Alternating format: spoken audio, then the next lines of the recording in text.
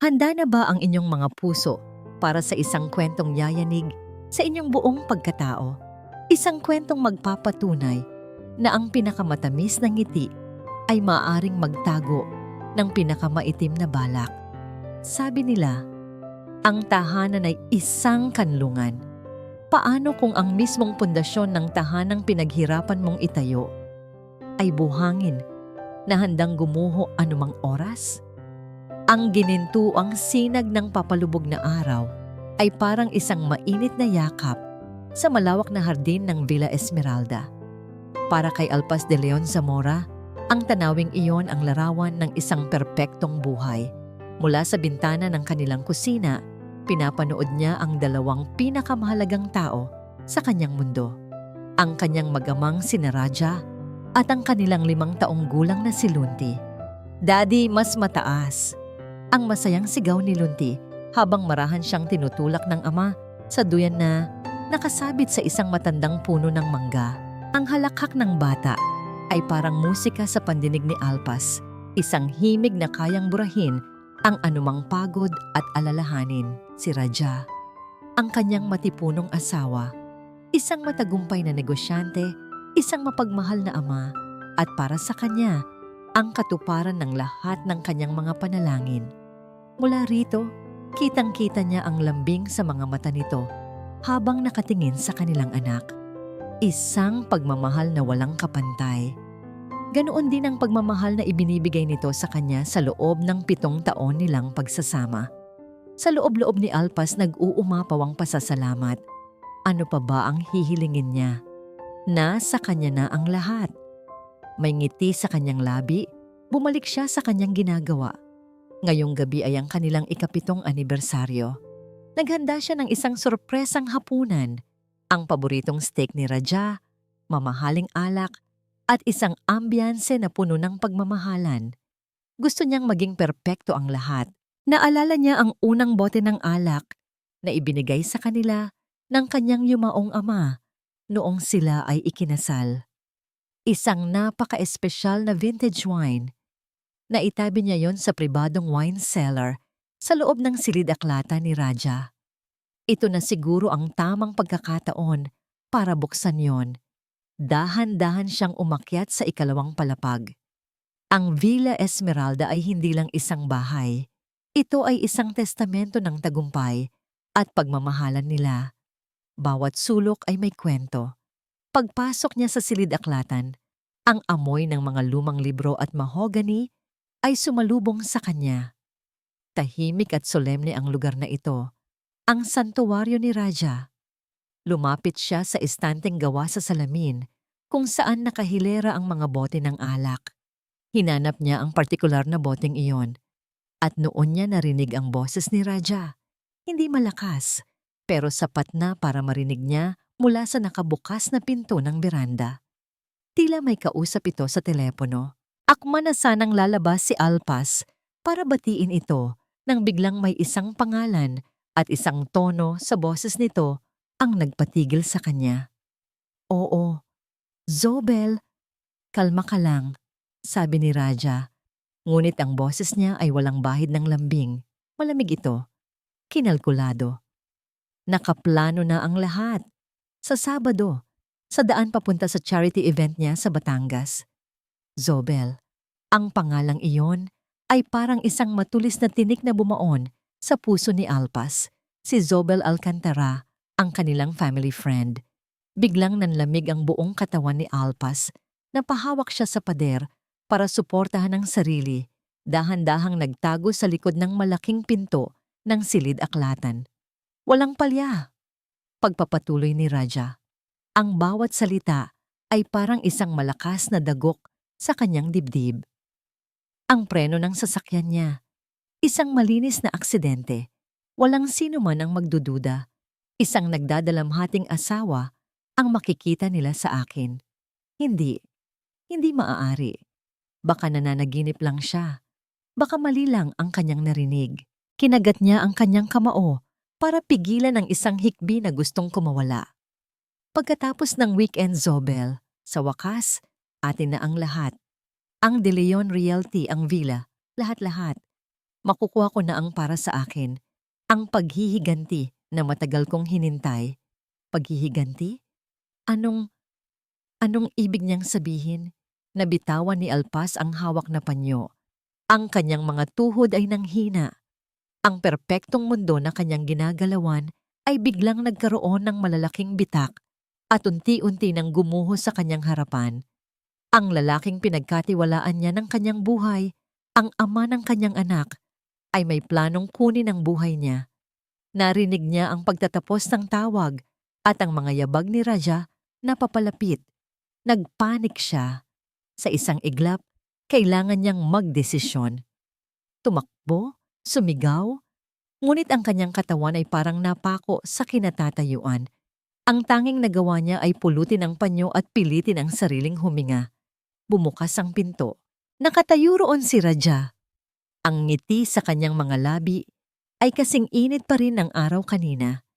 Hindi nito nahalata ang pamumutla at panginginig ni Alpas. "Mahal ko, nandito ka pala," sabi nito sa malambing na boses. Ang parehong boses na ilang segundo lang ang nakalipas ay naglatag ng kanyang sentensya. "May amoy akong masarap na niluluto." Lumapit ito sa kanya. Inabot ng mga braso nito ang kanyang baywang at marahan siyang hinila palapit. Hinalikan siya nito sa labi. Isang halik na dati nagbibigay sa kanya ng seguridad at kilig. Pero ngayon, parang lason na gumagapang sa kanyang buong sistema. Napanatili niyang nakapikit ang kanyang mga mata. Nilalabanan ang pagnanais na itulak ito palayo at isuka ang lahat ng kanyang kinain. Kailangan niyang magpanggap. Ang buhay niya at ng kanyang anak ay nakasalalay dito. "Happy anniversary, mahal," bulong ni Raja sa kanyang labi.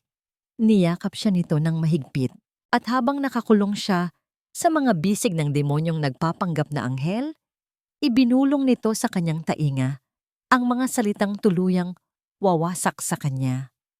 "Excited na ako para sa weekend getaway natin. Mahal ko, maging espesyal ito." Ang hapunan na dapat sana'y isang selebrasyon ay naging isang tahimik na pagdurusa para kay Alpas. Bawat subo niya ng pagkain ay walang lasa. Bawat lagok ng mamahaling alak na pinangarap niyang buksan ay parang laso na dumadaloy sa kanyang lalamunan. Ngumingiti siya, tumatango, at tumutugon sa mga kwento ni Raja tungkol sa kanyang araw. Ngunit ang kanyang isip ay nasa ibang lugar, lumulutang sa isang madilim na dagat ng takot at pagtataksil. Ang tanging nagpapanatili sa kanyang katinuan ay ang pagtingin sa kanyang anak na si Lunti, na masayang nagkukwento tungkol sa kanyang mga laruan, walang kamalay-malay sa aninong bumabalot sa kanilang pamilya. Nang gabing iyon, sa kanilang silid, ang bawat kilos ni Raja ay parang isang banta. Ang paghiga nito sa kama ay nagdulot ng pagyanig na naramdaman ni Alpas hanggang sa kaibuturan ng kanyang kaluluwa. Ang paghinga nito habang natutulog, na dating nagpapakalma sa kanya, ay parang isang paalala ng halimaw na katabi niya. Nang ilagay ni Raja ang braso nito sa kanyang baywang, isang kilos ng pagmamahal na dati niyang kinasasabikan, napapikit si Alpas ng mariin. Ang init ng katawan nito ay parang apoy na unti-unting sumusunog sa kanya. Hindi siya nakatulog. Ginugol niya ang buong magdamag na nakatitig sa kisame, binabantayan ang paggalaw ng mga anino, pinakikinggan ang bawat tunog, at nilalabanan ang pagnanais na tumakbo palayo. Ito ang sayaw ng mga anino, at siya ay isang bihag na manonood. Kinabukasan, sa pagkainan, ang tensyon ay halos mahahawakan sa sobrang kapal. Sinikap ni Alpas na maging normal para kay Lunti. "Good morning, Mommy!" Bati ng bata, sabay halik sa kanyang pisngi. Pinilit ni Alpas na ngumiti, isang ngiting hindi umabot sa kanyang mga mata. "Good morning, sweetie," sagot niya habang hinahaplos ang buhok ng anak. Nasa kabisera na ng hapagkainan si Raja, nagbabasa ng dyaryo habang humihigop ng kape, ang larawan ng isang perpektong Ginoo. Tumingala ito at nginitian si Alpas. "Good morning, mahal. Kamusta ang tulog mo?" Isang matalim na tanong, Para bang alam nito na hindi siya nakatulog. Mabuti naman. Pagsisinungaling niya habang inilalapag ang pagkain ni Lunti. Umupo siya sa tapat ni Raja. Pinipilit na salubungin ang mga mata nito. Kailangan niyang maging matatag. Kailangan niyang maghanap ng butas sa perpektong maskara nito. Iniisip ko lang yung biyahe natin sa Sabado. Sinimulan niya. Pinipilit na maging kalmado ang kanyang boses. Ano nga ulit ang pangalan ng foundation na pupuntahan natin? Hindi man lang natinag si Raja. Ibinaba nito ang dyaryo at tiningnan siya ng may buong atensyon. Ang tahanan ng pag-asa. Ang ampunan na matagal mo nang gustong tulungan. Naayos ko na ang lahat, mahal. Nakaschedule na ang pag-turnover natin ng donasyon. Magiging masaya ang mga bata. Ang kanyang mga salita ay puno ng kabutihan, ngunit para kay Alpas, ang mga ito ay tunog ng isang naglalakad na patungo sa kanyang kamatayan. Ginamit pa nito ang kanyang pagiging matulungin laban sa kanya. Napakatalino, napakaperpekto ng kanyang plano. Matapos ang almusal, hinalikan ni Raja si Lunti sa noo at si Alpas sa labi bago umalis papuntang opisina. Mag-iingat kayo, sabi nito. Isang kasinungalingan na nakabalot sa pag-aalala. Nang marinig ni Alpas ang ugong ng sasakyan na papalayo, doon na bumigay ang kanyang depensa. Napasandal siya sa pader ng kusina, hinahabol ang kanyang hininga. Ang mga luha na pinigilan niya ay nagsimula ng bumagsak. Anak, anong problema? Isang pamilyar na boses ang pumukaw sa kanya. Si Yaya Payapa, ang matandang kasambahay na nag-alaga sa kanya mula pagkabata, ay nakatayo sa kanyang harapan. May bakas ng pag-aalala sa mukha. Hindi na napigilan ni Alpas. Niyakap niya ng mahigpit ang kanyang yaya at doon humagulgol na parang isang batang nawawala. Yaya, Yaya, natatakot ako, sabi niya sa gitna ng kanyang mga hikbi. Hinaplos ni Yaya Payapa ang kanyang likod. Bakit Hija? Anong nangyari? Nag-away ba kayo ni Raja? Umiling si Alpas. Paano niya sasabihin ang katotohanan na napakabigat at napakasama para bigkasin? Hindi na siya ang Raja na kilala ko, Yaya. May nagbago sa kanya. May mali. Hindi na nagtanong pa si Yaya Payapa. Sa halip, hinigpitan nito ang yakap. Makinig ka, Alpas. Bulong nito, ang boses ay matatag. Kung ano man yan, kailangan mong maging malakas.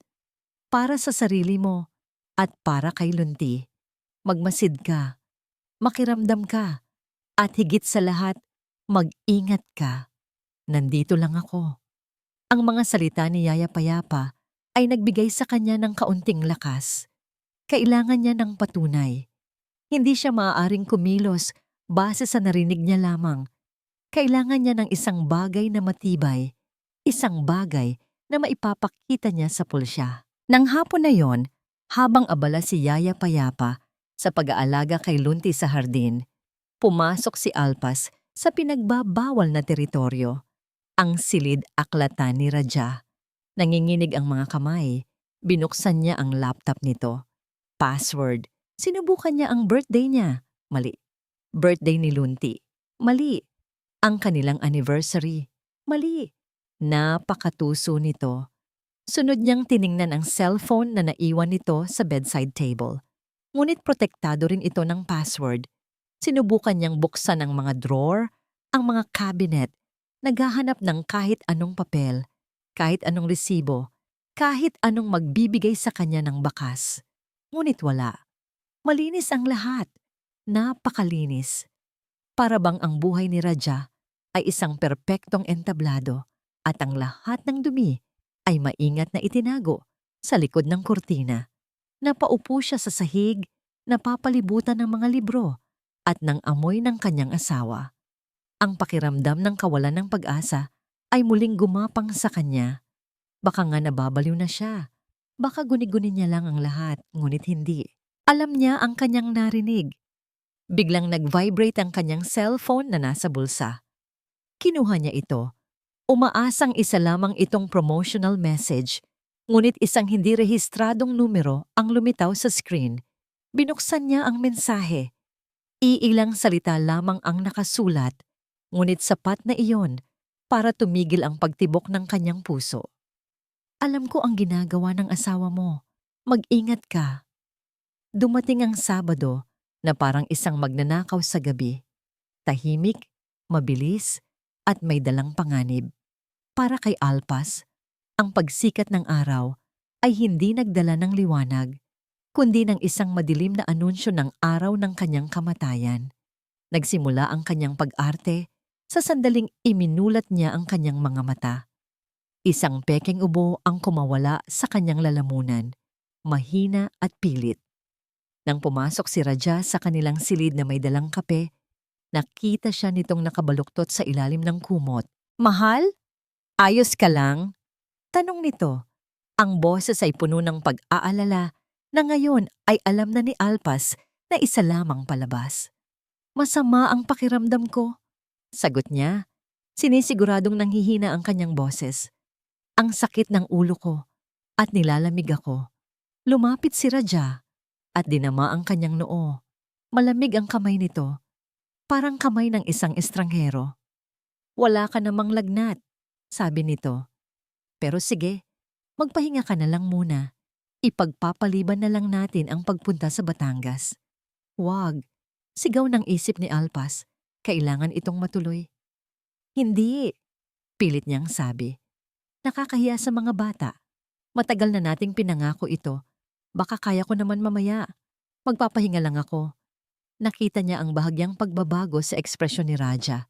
Isang kislap ng inis na agad ding napalitan ng pag-unawa. "Kung yan ang gusto mo, mahal, magpagaling ka." Hinalikan siya nito sa noo at lumabas ng silid. Alam ni Alpas na sa isip nito, ang lahat ay umaayon pa rin sa plano. Lumipas ang mga oras na parang mga taon. Bawat minuto ay isang paghihintay sa hindi maiiwasan. Nananatili siyang nakahiga, nakikinig sa mga tunog ng bahay habang si Lunti ay nasa ibaba, naglalaro sa ilalim ng pangangalaga ni Yaya Payapa. At bandang tanghali, dumating ang bisitang hindi niya inaasahan, ngunit sa isang madilim na paraan ay hinihintay niya. Narinig niya ang tunog ng doorbell at ang boses ni Zobel Alcantara sa ibaba. Ang boses na yon, matamis ngunit may tinatagong kamandag. Ilang sandali pa, bumukas ang pinto ng kanyang silid. Nakatayo roon si Zobel, nakasuot ng isang mamahaling puting bestida na lalong nagpatingkad sa kanyang perpektong kutis. May dala itong isang malaking paper bag mula sa isang kilalang toy store. "Alpas, darling," sabi nito. Ang ngiti ay hindi umabot sa kanyang mga mata. "Nabalitaan ko kay Raja na masama raw ang pakiramdam mo. I just had to check on you. At may dala akong regalo para kay Lunti." "Salamat, Zobel. Hindi mo na kailangang mag-abala," sagot ni Alpas. Pinapanatili ang kanyang mahinang boses. Lumapit si Zobel at umupo sa gilid ng kama. Ang pabango nito ay napakatapang, nakakasakal. "Oh, you look dreadful, dear," sabi nito. Hindi na itinago ang tono ng pang-iinsulto na binalot sa kunwaring pag-aalala. "Sayang naman. Mukhang hindi ka makakasama sa Batangas. Doon na iyon. Ang kumpirmasyon." Alam din nito ang tungkol sa charity event. Alam nito ang lahat. Nagkaroon ng isang saglit na katahimikan. Nagtitigan silang dalawa, ang asawa at ang kabit. Sa mga mata ni Zobel, nakita ni Alpas ang tagumpay.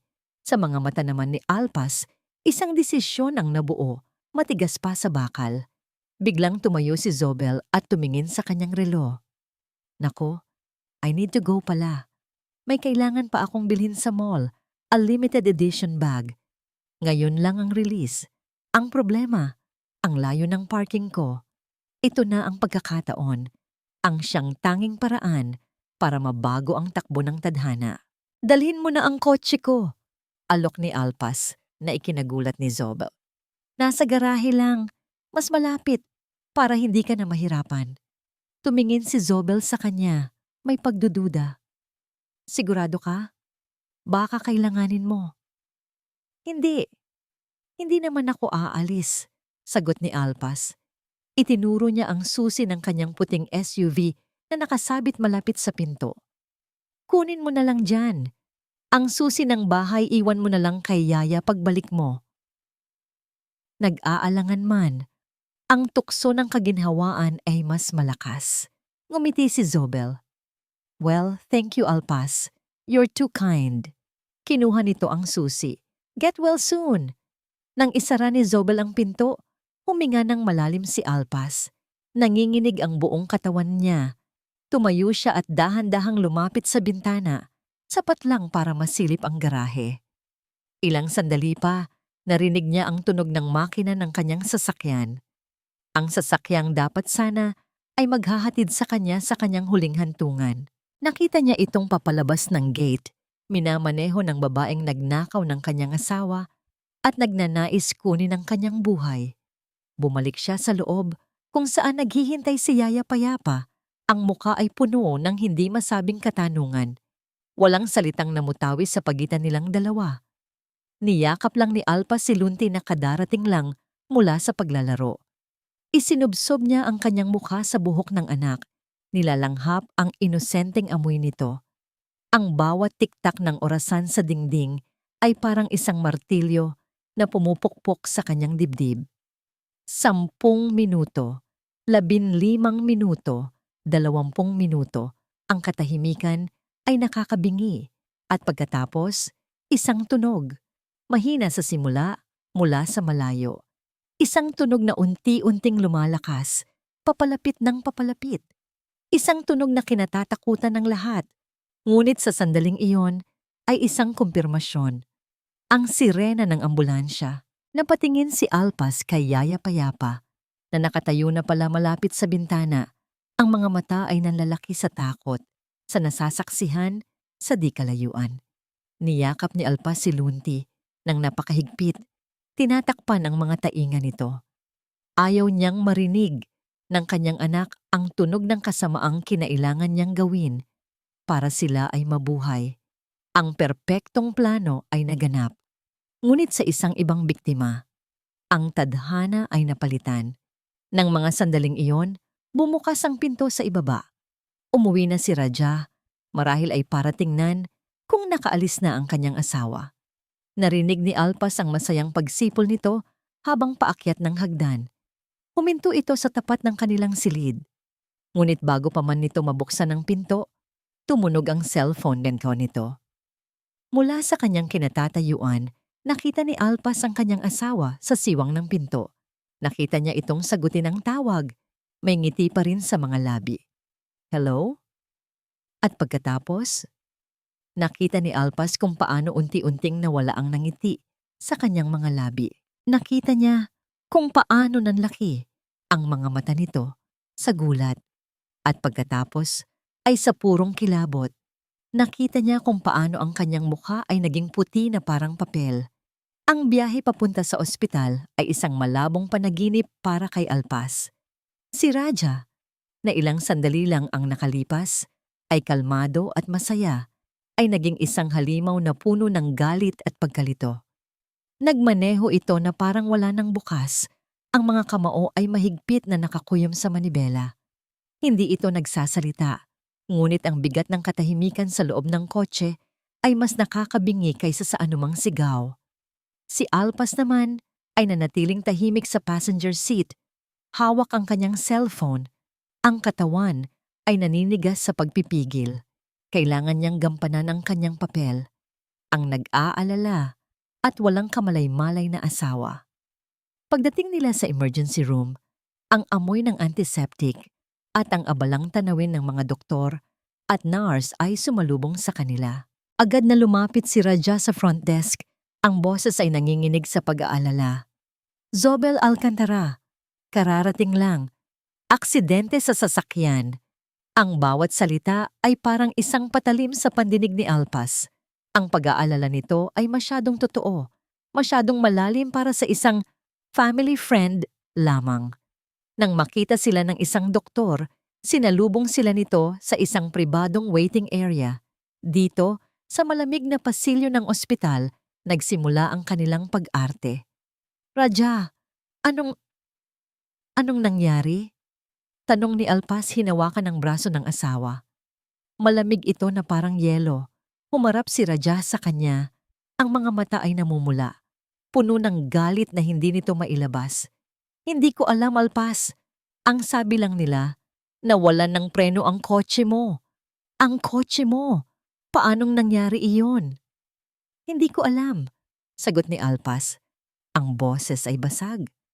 At sa pagkakataong yun, hindi siya nagsisinungaling. Hindi niya alam ang pakiramdam na makita ang taong binalak pumatay sa kanya na nagdadalamhati para sa babaeng naging kasabwat nito. Ito ang kanilang maskara ng pagluluksa. Siya, bilang inosenteng asawa na ang sasakyan ay naging instrumento ng trahedya. At si Raja, bilang kaibigang nagdadalamhati, habang sa loob-loob nito ay sumisigaw ang isang mamamatay tao na ang plano ay nasira. Pareho silang mga aktor sa isang napakasamang dula. Ilang saglit pa, 2 pulis ang lumapit sa kanila. Isang matanda at isang mas bata. Ang mas matanda, isang detective na may matalas na mga mata, ang siyang nagsalita. Mr. and Mrs. Zamora, ako si Detective Ramos. Maaari po ba namin kayong makausap saglit tungkol sa aksidente? Tumango si Raja. Sa ilalim ng mga ilaw ng ospital, kitang-kita ni Alpas ang butil-butil na pawis sa noo ng kanyang asawa. Ginang Zamora, simula ng detective, lumingon sa kanya. Sa inyo po nakapangalan ng sasakyan, maaari po bang malaman kung bakit si Miss Alcantara ang nagmamaneho? Huminga ng malalim si Alpas, pinipilit ang sarili na maging kalmado. Masama po kasi ang pakiramdam ko ngayong araw, detective. Dumalaw po si Zobel at may kailangan siyang bilhin sa mall. Dahil mas malapit ang sasakyan ko, ipinahiram ko na po sa kanya para hindi na siya mahirapan. Ang paliwanag ay simple at kapani-paniwala. Tumango ang detective. Isinusulat ang kanyang sinabi. Pagkatapos ay bumaling ito kay Raja. Mr. Zamora, gaano niyo po katagal kakilala si Miss Alcantara? Matagal na, kaibigan siya ng pamilya. Mabilis na sagot ni Raja, ang boses ay biglang naging depensibo. Ano ang kinalaman niyan dito? Isang aksidente ang nangyari. Ayon po sa aming initial findings, sabi ni Detective Ramos, ang kanyang mga mata ay hindi inaalis kay Raja. Ang preno ng sasakyan ay sadyang sinabutahe. Hindi po ito simpleng aksidente, Mr. Zamora. Ito po ay attempted murder. Ang mga salitang yon ay bumagsak na parang bomba sa gitna nila. Nanigas si Raja. At sa isang saglit, nakita ni Alpas ang purong takot sa mga mata nito. Bago ito muling nagsuot ng maskara ng galit. Ano? Sino namang gagawa ng ganoong bagay? Samantala, isang doktor ang lumabas mula sa operating room at lumapit sa kanila. Agad na sinalubong ito ni Raja. Dok, kamusta siya? Ligtas ba si Zobel? Tiningnan ng doktor ang kanilang mga mukha. Stable na ang kanyang kondisyon.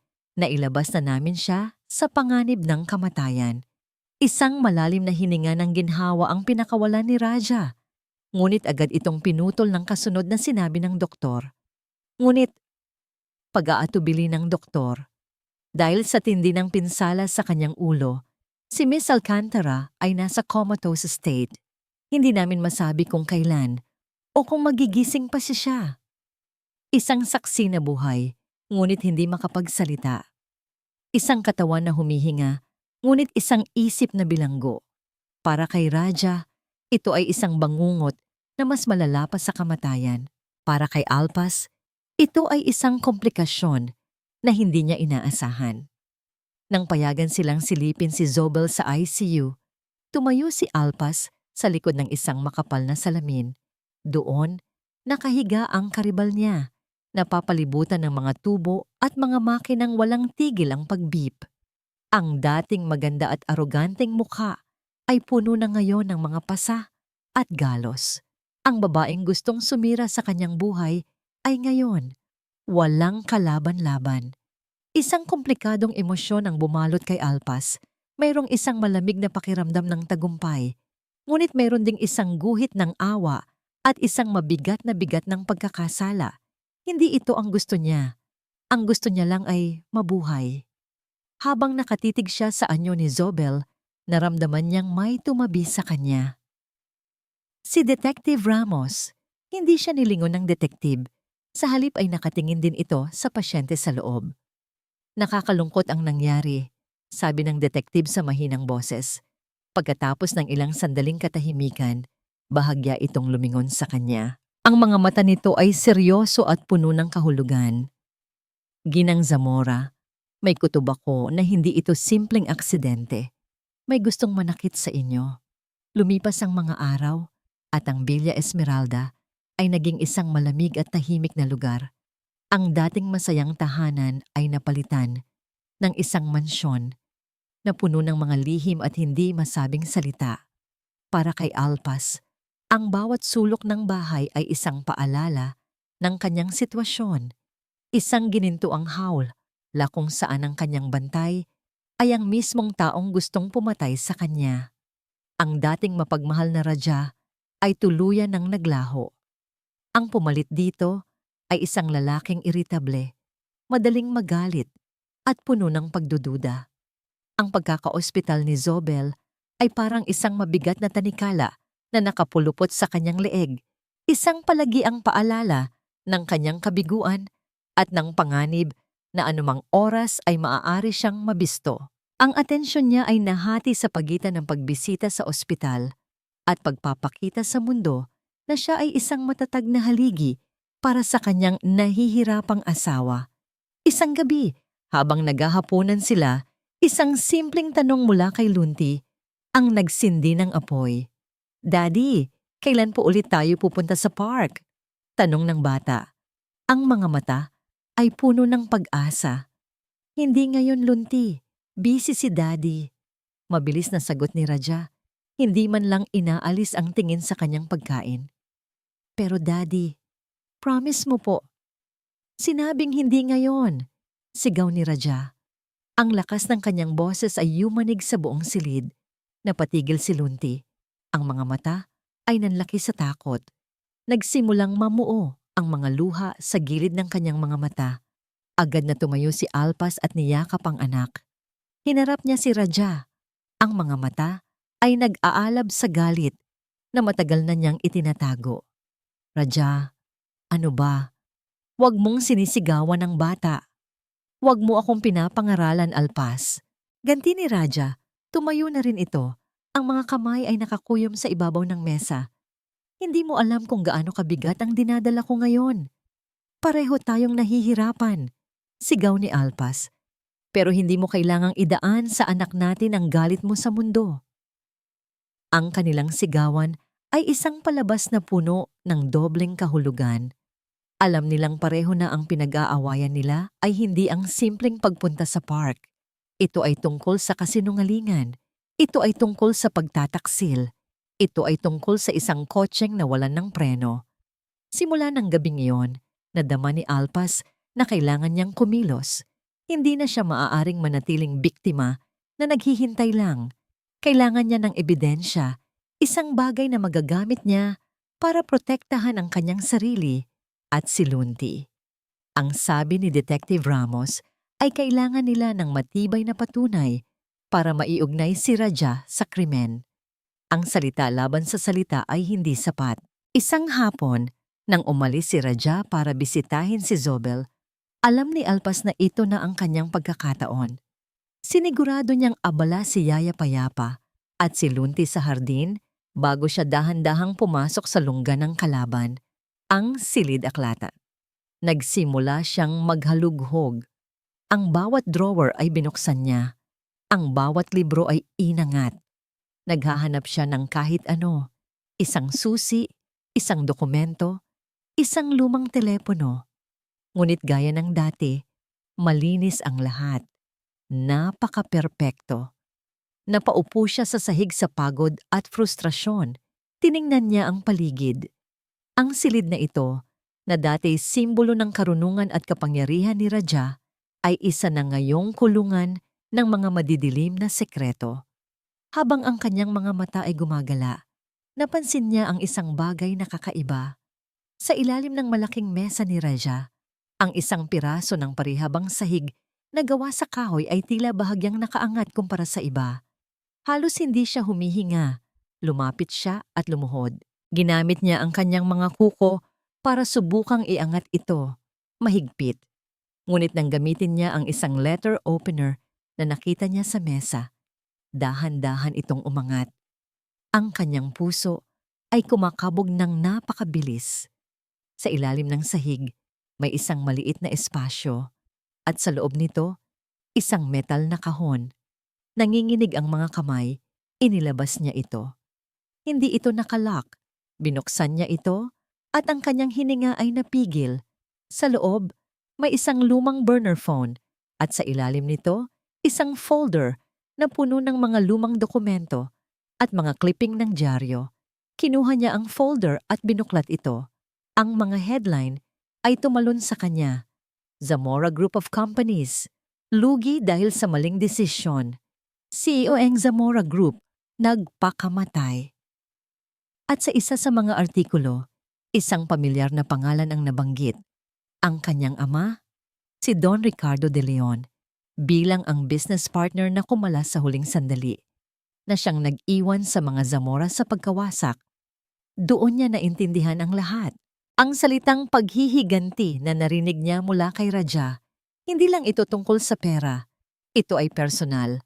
Ang buong pagsasama nila, ang kanilang pagmamahalan, ay isang malaking kasinungalingan, isang mahabang laro ng paghihiganti. Ang sakit na naramdaman niya ay mas matindi pa kaysa noong una niyang nalaman ang tungkol sa plano. Ang buong pundasyon ng kanyang buhay ay gawa pala sa lason. Habang binabalik niya ang mga dokumento sa folder, may isang lumang litrato na nahulog mula dito. Isang litrato ng isang mas batang Raja, kasama ang kanyang ama. Pareho silang nakangiti, ngunit ang mga mata ng batang Raja ay may bahid ng lungkot. Bigla, narinig niya ang tunog ng sasakyan ni Raja sa labas. Paparating na ito, masyadong maaga. Nagpanik si Alpas. Mabilis niyang isinara ang kahon, ibinalik sa ilalim ng sahig at maingat na isinara ang takip na kahoy. Itinayo niya ang sarili. Pinilit na pakalmahin ang kanyang nagwawalang puso. Kailangan niyang umalis doon. Habang nagmamadali siyang lumabas ng silid, hindi niya namalaya na ang litratong nahulog kanina ay naiwan niya sa sahig, nakataob, malapit sa paanan ng mesa. Nakarating si Alpa sa sala. Ang puso niya ay dumadagundong sa kanyang dibdib na parang isang kabayong nagwawala. Umupo siya sa sofa, kumuha ng isang magazine at nagpanggap na nagbabasa. Ngunit ang mga letra ay nagsasayaw lamang sa kanyang paningin. Ang kanyang buong katawan ay nakaalerto. Ang kanyang pandinig ay nakatutok sa bawat tunog mula sa itaas. Narinig niya ang pagbukas at pagsara ng pinto sa ibaba. Narinig niya ang mga yabag ni Raja. Mabibigat, mababagal. Hindi ito ang mga hakbang ng isang mapagmahal na asawa na sabik makita ang kanyang pamilya. Ito ang mga hakbang ng isang berdugo. Ang mga yabag ay tumungo sa pasilyo, diretso sa silid-aklatan. Isang mahabang, nakakakilabot na katahimikan ang bumalot sa buong bahay. Bawat segundo ay parang isang oras. Alam ni Alpas na sa mga sandaling iyon, nakita na ni Raja. Nakita na nito ang naiwang ebidensya ng kanyang pagpasok, ang maliit na litratong magbubunyag ng lahat. Ito na. Tapos na ang pagpapanggap. Wala nang atrasan. Maya-maya, narinig niya muli ang mga yabag, papalabas ng silid-aklatan. Papalapit sa sala. Lumabas si Raja mula sa anino ng pasilyo. Ang kanyang muka ay hindi na muka ng isang nag-aalalang asawa o isang nagdadalamhating kaibigan. Wala na ang maskara. Ang nakatayo sa harap ni Alpas ay isang estranghero, isang lalaking may mga matang nanlilisik sa galit at puot. Sa kanyang kamay, mahigpit niyang hawak ang lumang litrato. Dahan-dahan itong lumapit. Ang hangin sa paligid nila ay tila nagyelo. Huminto ito sa tapat ng coffee table na salamin, sa pagitan nila. At sa isang mabilis ngunit kontroladong kilos, ibinato nito ang litrato sa ibabaw ng mesa. Pak! Ang tunog ng pagtama nito sa salamin ay matalas at marahas, parang putok ng baril sa gitna ng katahimikan. Naghahanap ka ba ng souvenir, mahal ko? Tanong ni Raja. Ang kanyang boses ay nakakatakot na kalmado, ngunit ang bawat salita ay may talim. O baka naman naghahanap ka ng dahilan para masira ang magandang buhay na ibinigay ko sa'yo? Hindi sumagot si Alpas. Tinitigan lamang niya ang nakataob na litrato, ang mukha ng batang Raja at ng ama nito. Dahan-dahan siyang nag-angat ng tingin.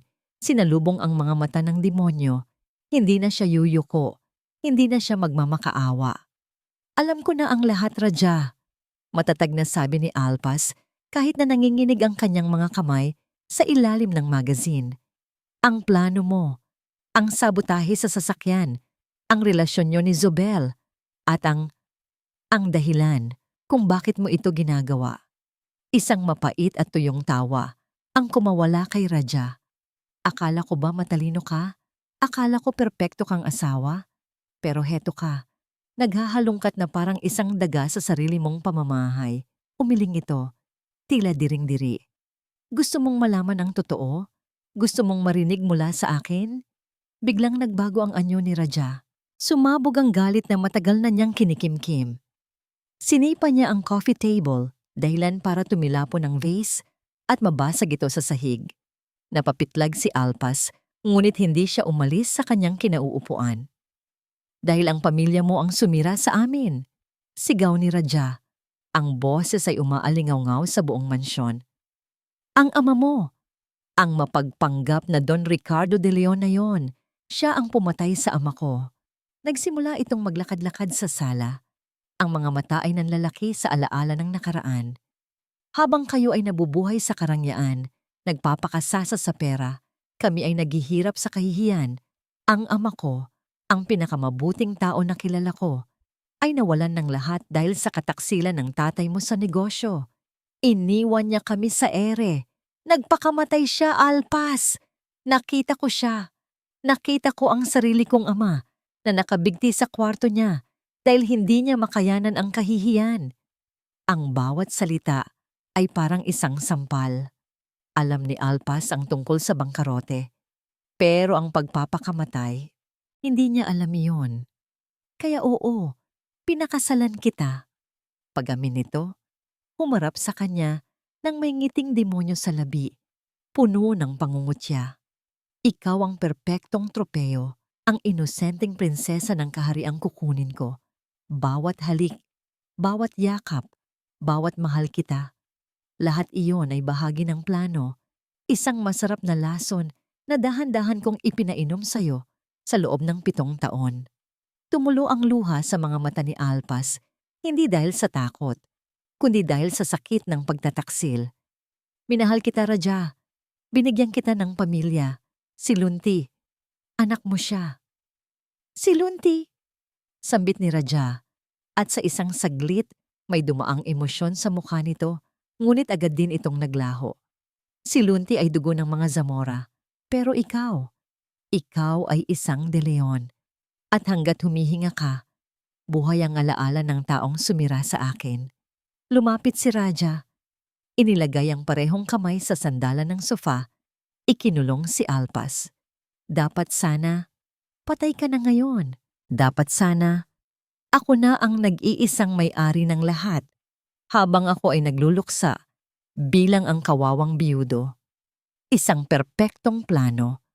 Kung hindi lang dahil sa katangahan ng babaeng iyon, kung hindi lang dahil kay Zobel.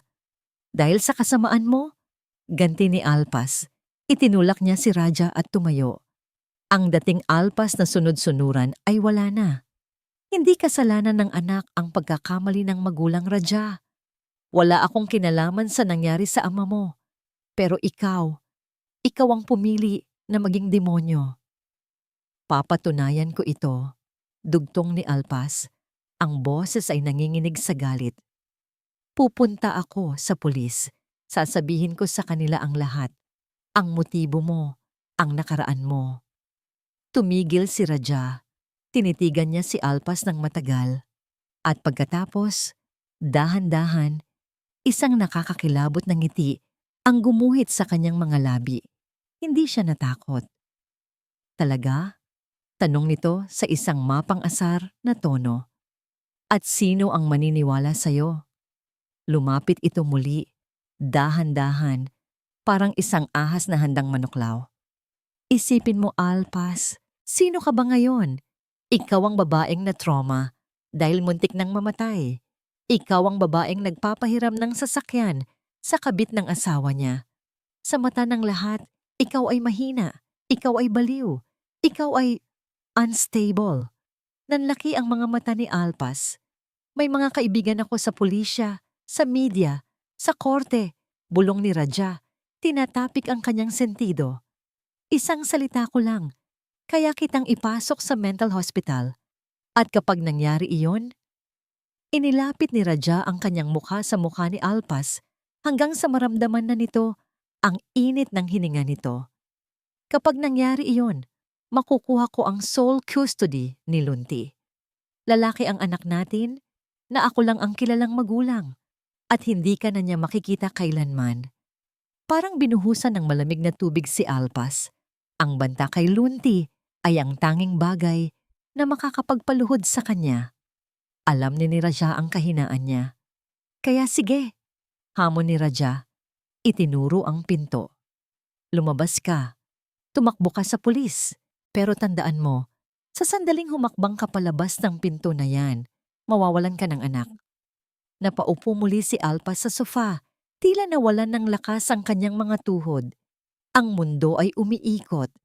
Ang katotohanan ay lumabas na, ngunit sa halip na palayain siya, lalo lang itong nagkulong sa kanya sa isang mas masikip na hawla. Tumayo ng tuwid si Raja, inaayos ang kanyang gusot na polo. Ibinalik niya ang kanyang maskara ng katahimikan, bagaman ang kanyang mga mata ay nananatiling malamig.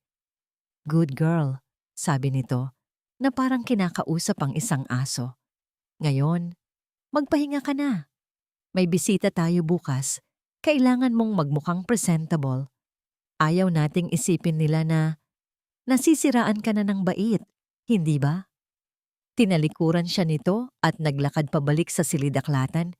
Iniiwan si Alpas sa gitna ng basag na vas at ng pira-pirasong katotohanan ng kanyang buhay. Ang demonyo ay hindi na sa ilalim ng lupa. Ang demonyo ay kasama niya sa bahay. At hawak nito ang susi ng kanyang puso, ang kanyang anak.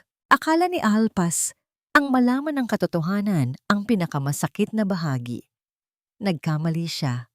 Ang pinakamasakit pala ay ang maramdaman mong unti-unting gumuguho ang lupa sa ilalim ng iyong mga paa at wala kang mahawakan para iligtas ang iyong sarili.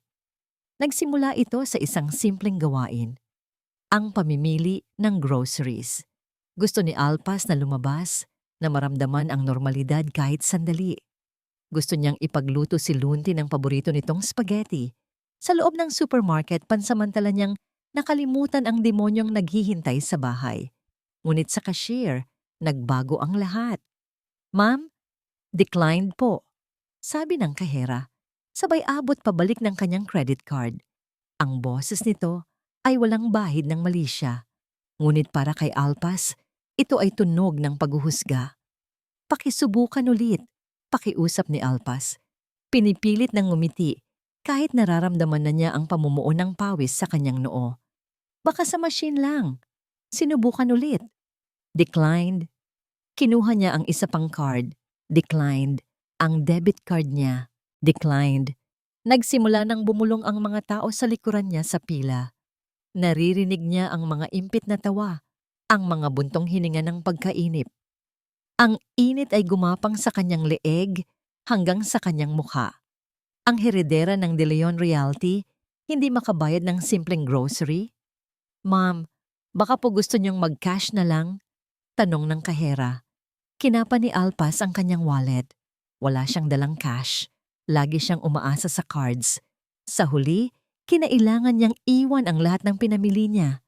Lumakad siya palabas ng supermarket na nakayuko. Ang mga mata ng mga tao ay parang mga karayom na tumutusok sa kanyang likuran. Pagkasakay niya sa kotse, agad niyang tinawagan ng bangko.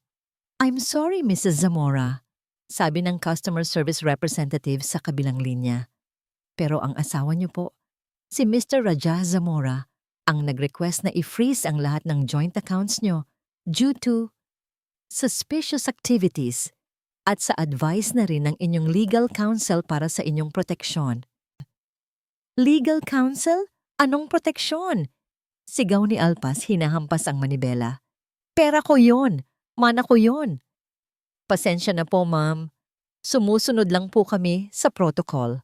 Binabaan siya ng telepono. Napasubsob si Alpas sa manibela.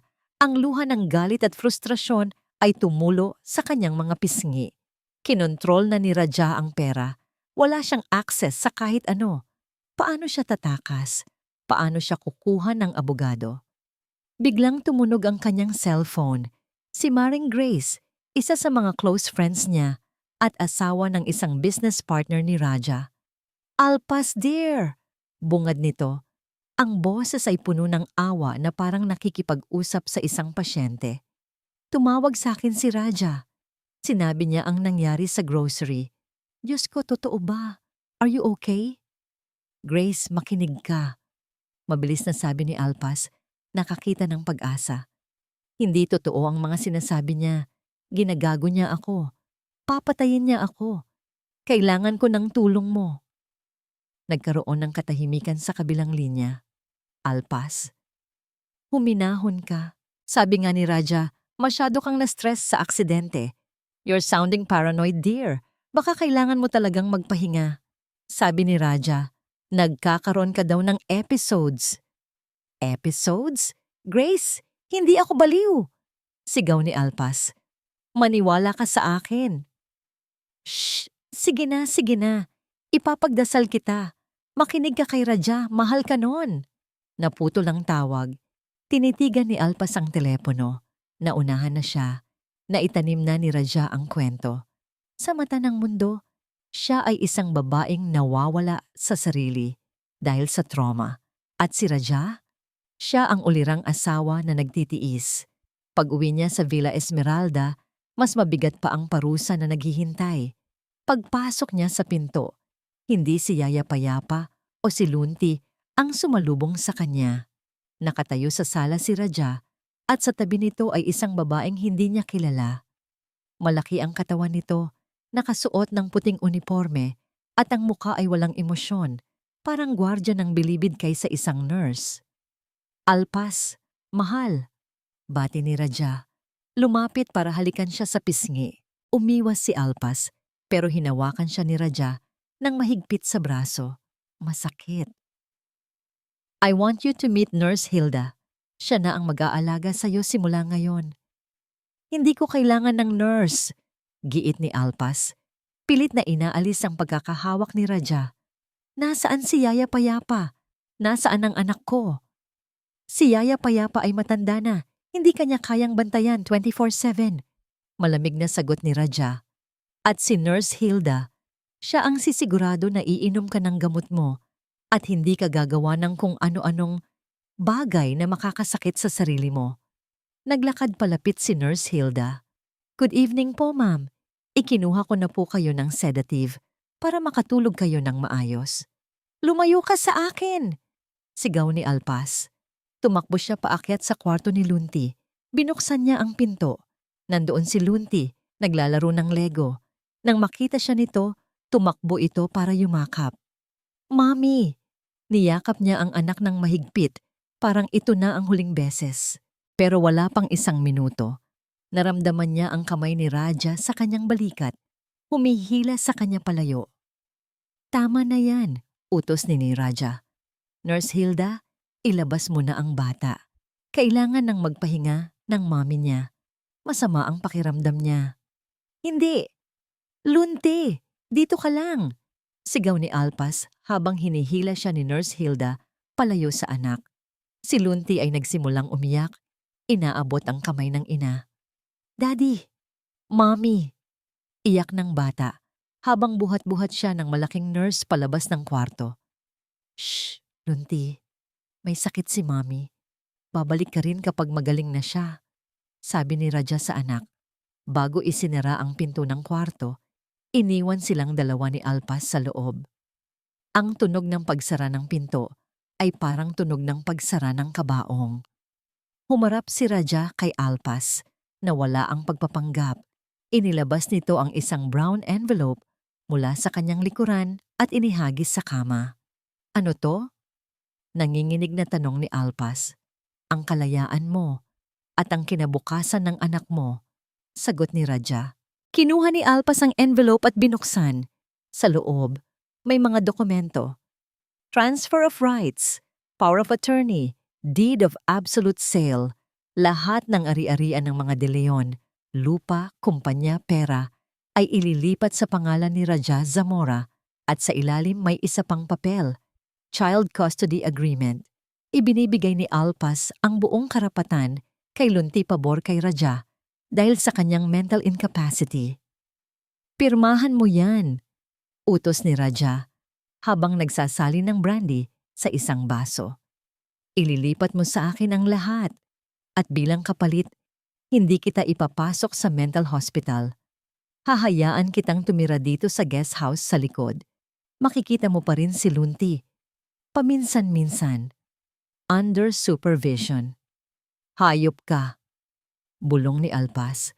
Ang luha ay tuloy-tuloy sa pagbagsak. Hindi ko pipirmahan to. Hindi mo makukuha ang anak ko. Lumapit si Raja at hinawakan ang panga ni Alpas. Pinipilit itong tumingin sa kanya. Ang mga mata nito ay itim na itim. May choice ka ba, Alpas? Wala kang pera. Wala kang kakampi. Ang tingin sa'yo ng lahat ay baliw. Kapag hindi mo ito pinirmahan ngayong gabi, binitawan siya nito ng marahas. Bukas na bukas din, may darating na ambulansya para kunin ka. Idedeklara kitang mentally incompetent sa korte. At si Lunti? Sasabihin ko sa kanya na patay na ang nanay niya, na nagpakamatay dahil hindi niya nakaya. Tumalikod si Raja at naglakad patungo sa pinto. Bibigyan kita ng hanggang umaga. Pirmahan mo ang paglilipat ng ari-arian o mawawala sa iyo ang anak mo magpakailanman. Lumabas siya at nilak ang pinto mula sa labas. Napasigaw si Alpas at hinampas ang pinto. Raja! Buksan mo to! Raja! Walang sumagot. Ang tanging narinig niya ay ang papalayong mga yabag at ang katahimikan ng isang bahay na naging libingan ng kanyang mga pangarap. Napadausdos siya sa pinto. Yakap ang kanyang mga tuhod, habang ang mundo niya ay tuluyan ng gumuho sa dilim. Madilim ang silid. Tanging ang sinag ng buwan na tumatagos sa bintana ang nagbibigay ng kaunting liwanag. Nakaupo si Alpas sa sahig, nakasandal sa paanan ng kama.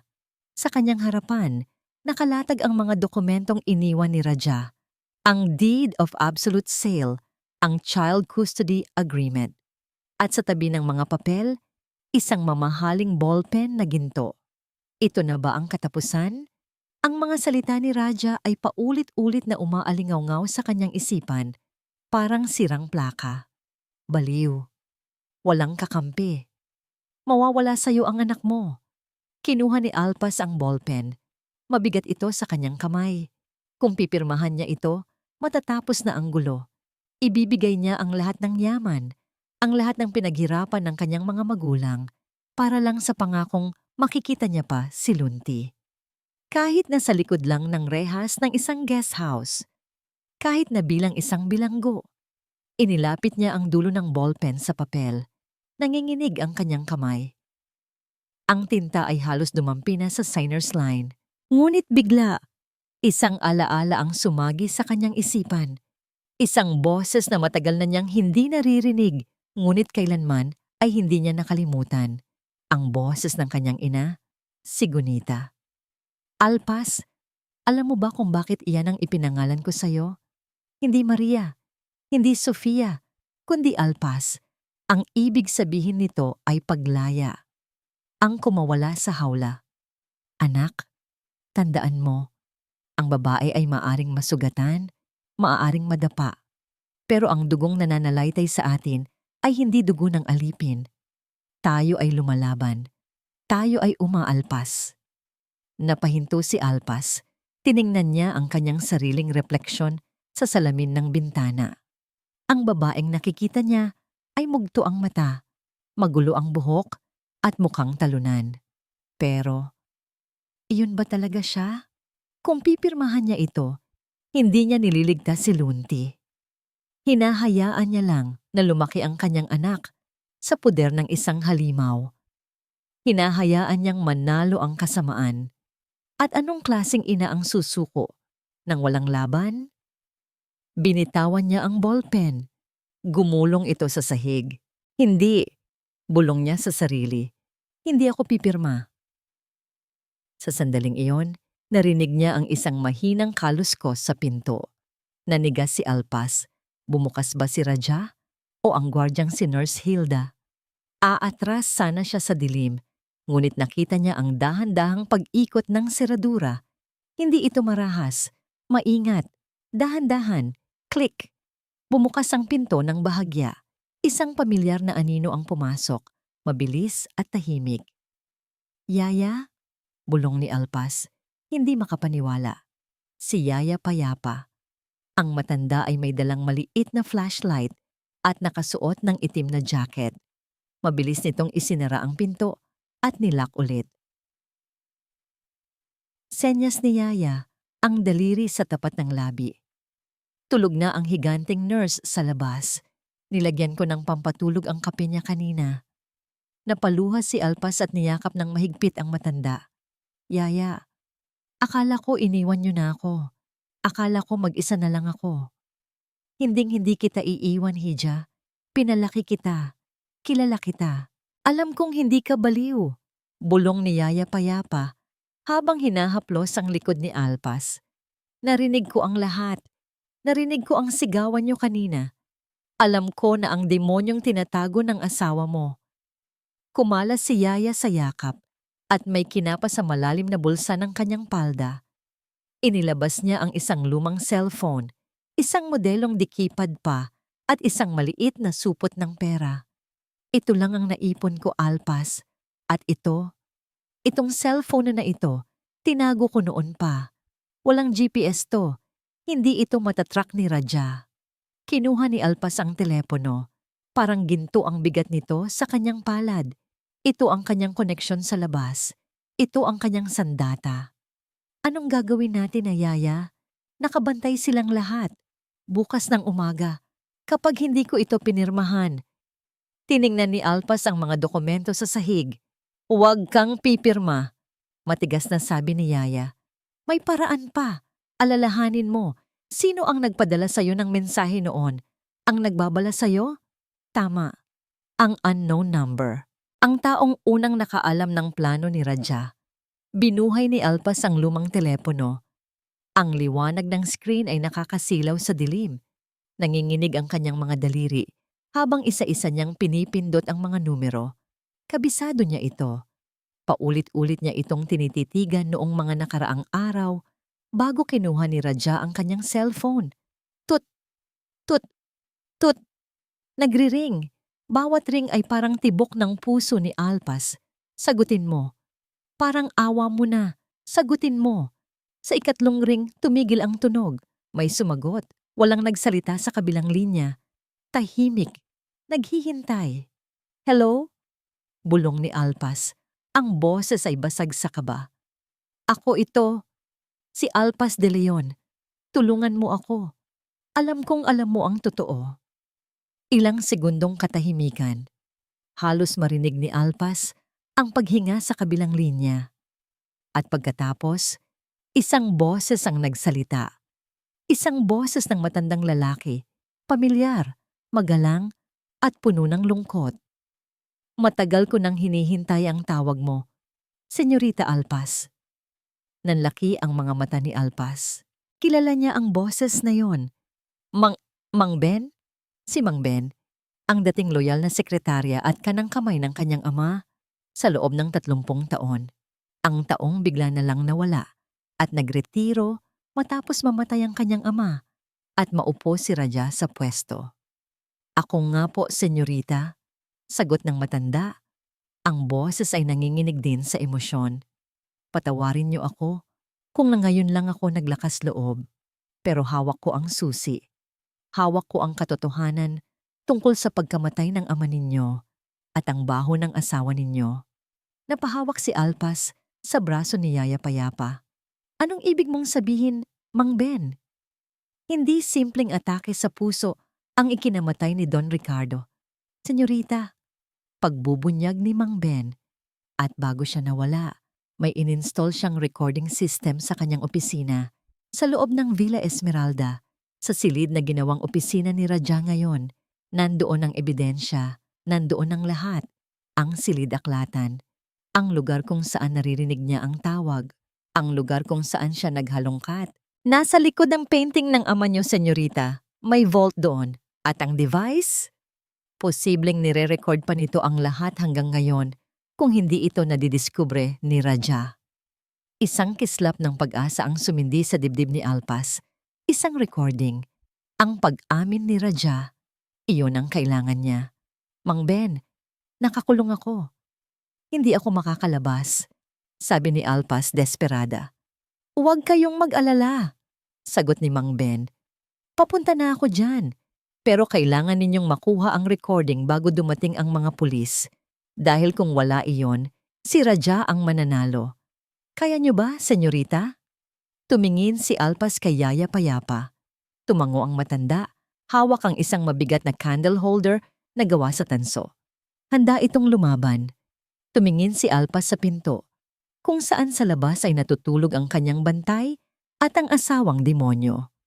Huminga siya ng malalim. Ang takot ay nandoon pa rin, pero hindi na ito ang takot na paralisado. Ito ay takot na nagbibigay buhay.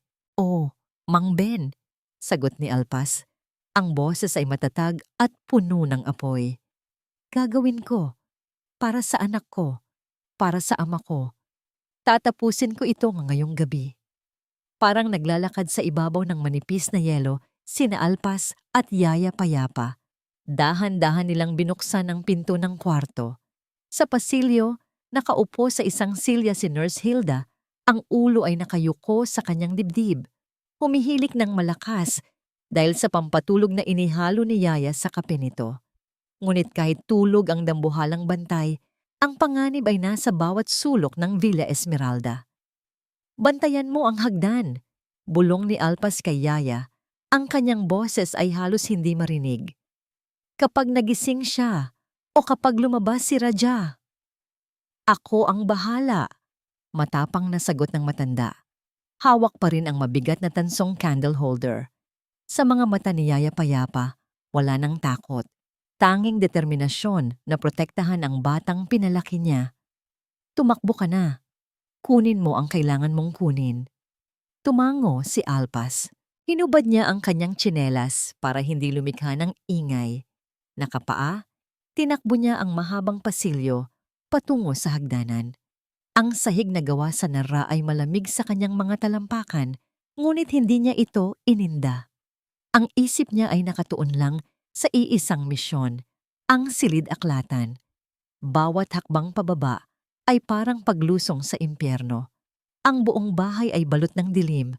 Tanging ang mga anino ng mga puno sa labas ang gumagalaw sa mga dingding. Nakarating siya sa pinto ng silid aklatan. Ang puso niya ay dumadagundong sa kanyang lalamunan. Pinihit niya ang seradura. Click! Hindi ito nakalak. Salamat sa Diyos. Pumasok siya at dahan-dahang isinara ang pinto. Ang amoy ng kwartong ito, amoy ng tabako at mamahaling pabango ni Raja ay nagpasikip ng kanyang dibdib. Dito binuo ang plano ng kanyang kamatayan at dito rin niya wawakasan ang kasamaan ng kanyang asawa. Binuksan niya ang flashlight ng lumang cellphone. Ang manipis na liwanag ay tumama sa malaking painting sa gitna ng silid. Ang portrait ng kanyang yumaong ama, si Don Ricardo de Leon. Nakangiti ito, matipuno, at puno ng dignidad. Papa, Bulong ni Alpas, naluluha. Tulungan niyo po ako. Ituro niyo sa akin ang daan. Lumapit siya sa painting. Naalala niya ang sinabi ni Mang Ben. Sa likod ng painting, may vault doon at ang device.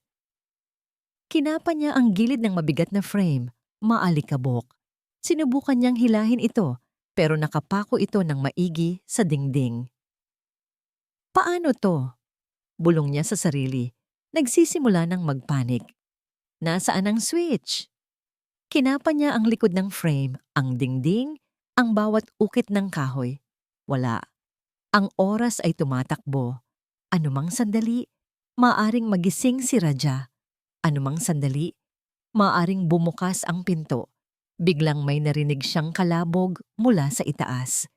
Nanigas si Alpas, sinundan ito ng isang sigaw. Boses ni Nurse Hilda. Hoy, anong ginagawa mo? Saan ka pupunta? Nagising na ang bantay. Narinig niya ang boses ni Yaya Payapa, malakas at matapang. Huwag kang lalapit, hindi mo makukuha ang alaga ko. At pagkatapos, ang tunog ng nag-uumpugang mga gamit, kalabog ng katawan sa sahig, at pagkabasag ng porselana. Nagkakagulo na sa itaas. Ginagawa ni Yaya ang lahat para harangin ang nurse. Alam ni Alpas na ilang segundo lang ang itatagal ni Yaya. Kailangan niyang bilisan. Isip Alpas, isip. Bulong niya sa sarili, habang ang mga kamay ay nanginginig na kinakapa ang frame. Tinitigan niya ang mukha ng ama sa painting. Ang mga mata nito ay tila nakatitig sa isang partikular na bahagi ng frame, sa kanang itaas na kanto, kung saan may nakaukit na coat of arms ng pamilya de Leon.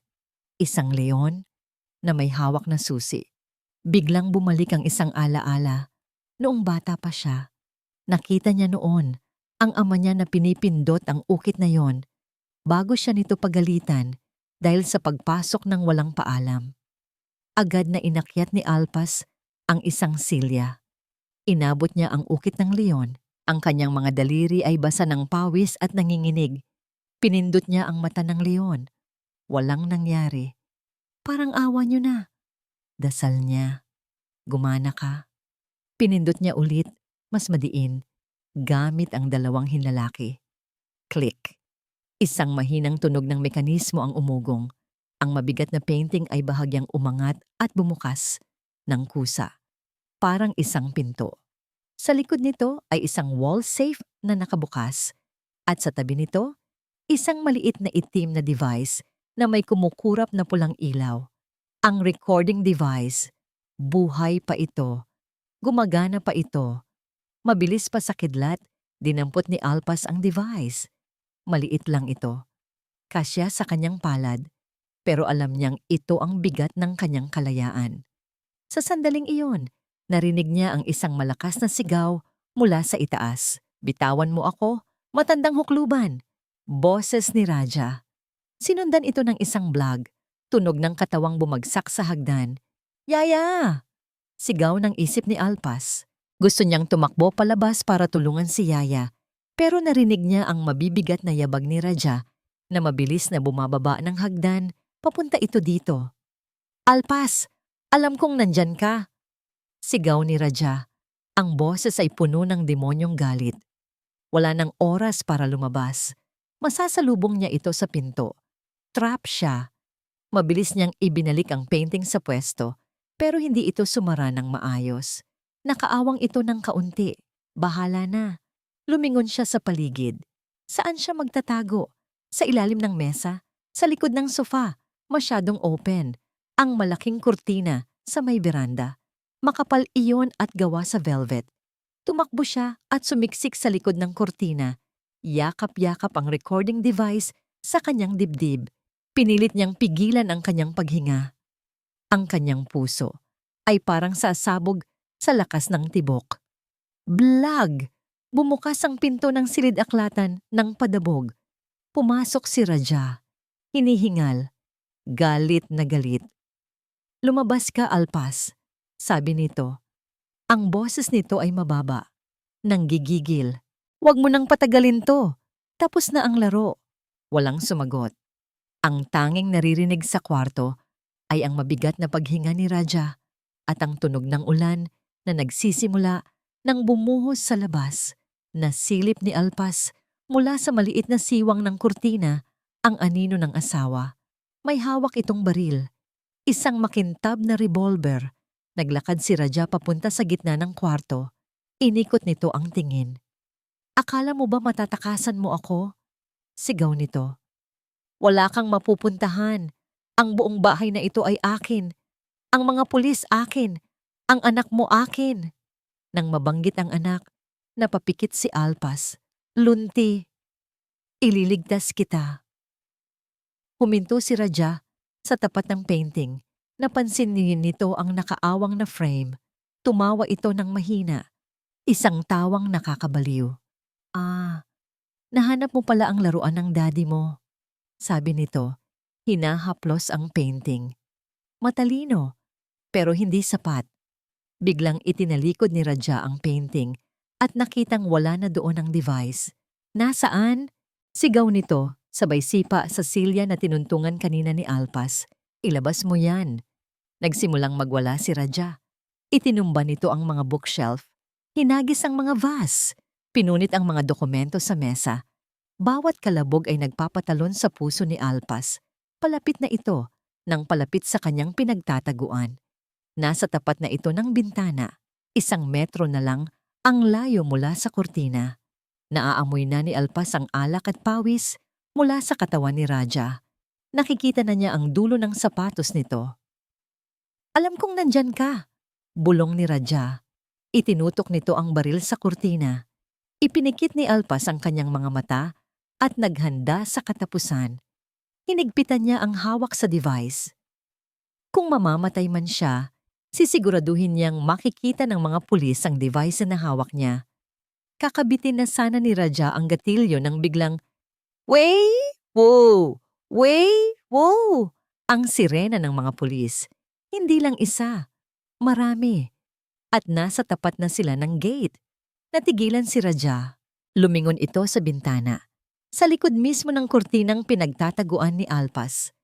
Nakita nito ang mga asul at pulang ilaw na sumasayaw sa ulan. "Pulis, napapaligiran na namin kayo. Sumuko na kayo." Ang boses mula sa megaphone sa labas. Nawala ang atensyon ni Raja kay Alpas. Tumakbo ito papunta sa mesa para kunin ang kanyang telepono. Ito na ang pagkakataon. Lumabas si Alpas mula sa kurtina. "Raja!" Sigaw niya. Lumingon si Raja. Gulat na gulat. Nakita niya si Alpas. Nakatayo, hawak ang itim na device. Ang muka ay puno ng tapang na hindi pa niya nakikita kailanman. "Hawak ko ang ebidensya," sabi ni Alpas. Ang boses ay matatag kahit na nakatutok sa kanya ang baril ng asawa. "Nakarecord ang lahat. Ang pag-amin mo, ang pagpatay mo sa ama ko, ang pagtatangka mo sa buhay ko. Ibigay mo sa akin yan," sigaw ni Raja, akmang lalapit. "Subukan mo," hamon ni Alpas. Itinaas niya ang device at pinindot ang play. Ang boses ni Raja ay umumalingaw-ngaw sa buong silid-aklatan, malinaw at nakakakilabot. "Dapat sana, patay ka na ngayon. Isang malinis na aksidente." Ang paghihiganti na matagal ko nang hinintay. Nanigas si Raja. Ang sarili niyang boses ang humatol sa kanya. "Tapos ka na, Raja," sabi ni Alpas. Narinig na nila yan sa labas. Nakakonect ang device na ito sa sistem ng bahay. Naka-broadcast ito. Isang kasinungalingan. Pero kailangan niyang maniwala si Raja. Namutla si Raja. Ang baril sa kanyang kamay ay bahagyang bumaba. Sa labas, mas lalong lumakas ang ingay. Ang mga ilaw ng pulis ay sumasayaw sa loob ng madilim na silid-aklatan, nagbibigay ng nakakasilaw na epekto sa kanyang muka na ngayon ay puno ng takot at pagkalito. Ang kasinungalingan ni Alpas ay tumama sa kanya. Sa isip niya, narinig na ng buong mundo ang kanyang pag-amin. Wala na siyang lusot. Plug! Narinig nila ang pagwasak ng main door sa labas. Nakapasok na ang mga pulis sa sala. "Pulis! Dumapa kayo. Walang kikilos. Ang mga sigaw ay nanggagaling sa ibaba. Tumingin si Raja sa pinto. Pagkatapos ay kay Alpas. Ang takot sa kanyang muka ay unti-unting napalitan ng isang bagay na mas masahol pa. Isang desperadong nangiti. Isang nangiti ng taong wala nang mawawala pa. Matalino ka talaga, Alpas. Bulong nito. Ang boses ay nanginginig sa pinaghalong galit at baliw na tuwa. Akala mo nanalo ka na. Akala mo maisasalba mo ang lahat. Itinaas niya muli ang baril. Pero sa pagkakataong ito, hindi kay Alpas nakatutok. Itinuro niya ito sa kisame. Sa itaas. Nanlaki ang mga mata ni Alpas. Huwag. Kung babagsak ako, sabi ni Raja, ang mga mata ay nanlilisik. Sisiguraduhin kong wala ring matitira sa'yo. Isasama ko sa impyerno ang pinakamamahal mo. Hindi siya bumaril. Sa halip, mabilis pa sa kidlat, tumalikod siya at tumakbo palabas ng silid-aklatan. Hindi siya tumakbo papunta sa exit para tumakas sa mga pulis. Tumakbo siya pabalik sa hagdanan. Paakyat. Lunti! Sigaw ni Alpas. Ang takot na naramdaman niya kanina, para sa sarili niya, ay wala kumpara sa takot na naramdaman niya ngayon. Hinabol niya si Raja. Paglabas niya ng pinto, nakita niya ang kaguluhan sa sala. Ang mga pulis ay nagkakagulo.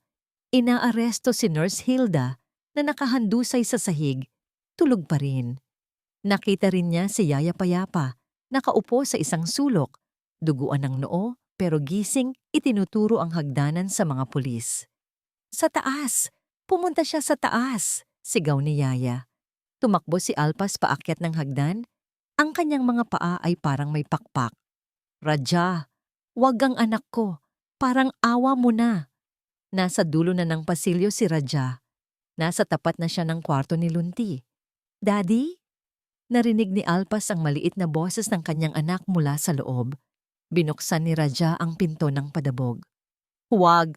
Sigaw ni Alpas. Inaabot ang kamay. Kahit na malayo pa siya, pumasok si Raja sa loob. Huli na. Ang huling nakita ni Alpas bago sumara ang pinto ay ang mukha ng kanyang anak na nagulat at ang kamay ni Raja na humahablot dito. Blag. Ang pinto ay sumara ng malakas. Sinundan ito ng tunog ng paglak ng seradura at pagkatapos, ang yak ng isang bata na puno ng takot. Mommy!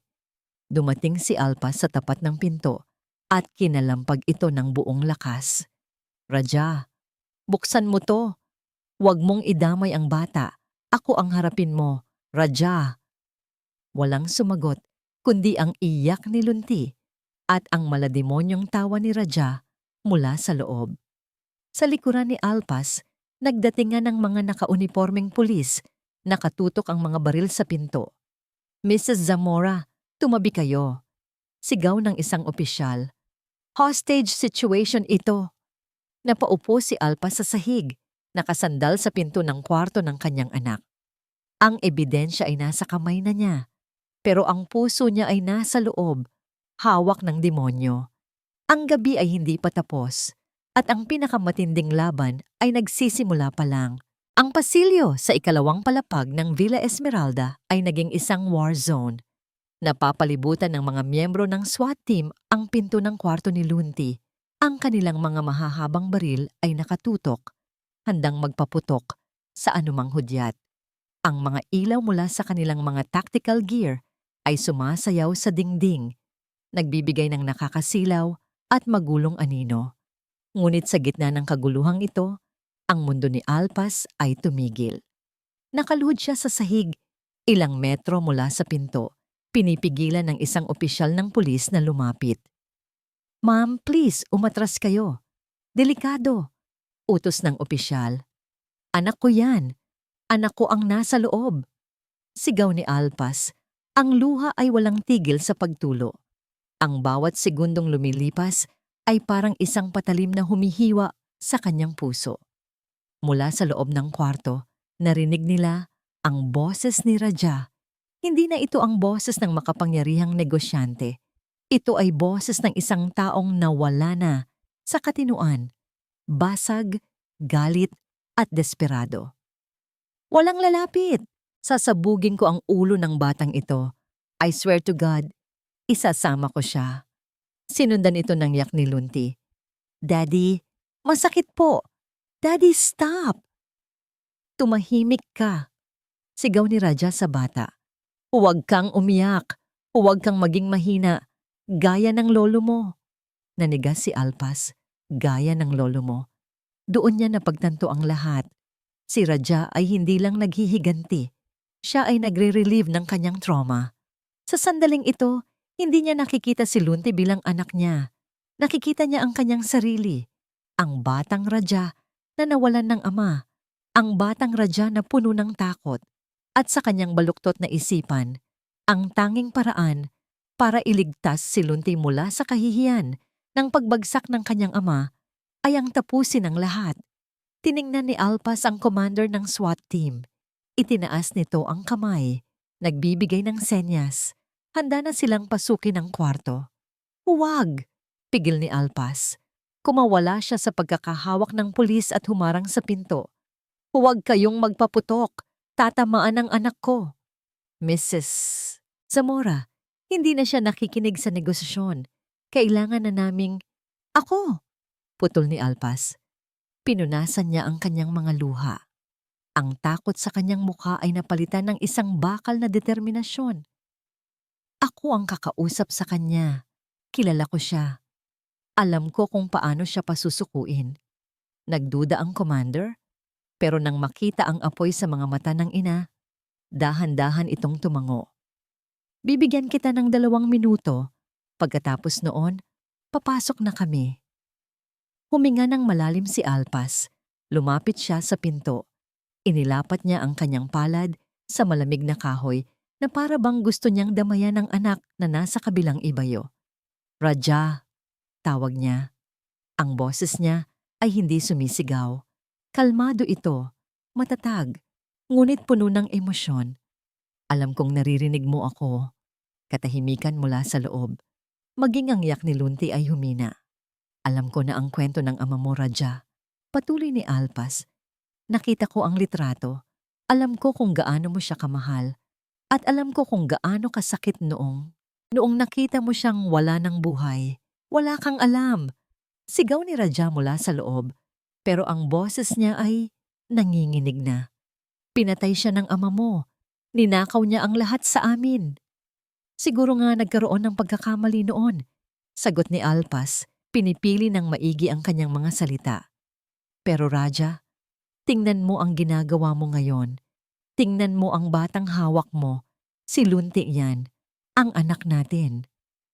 Anak ko siya, kaya ililigtas ko siya, sagot ni Raja.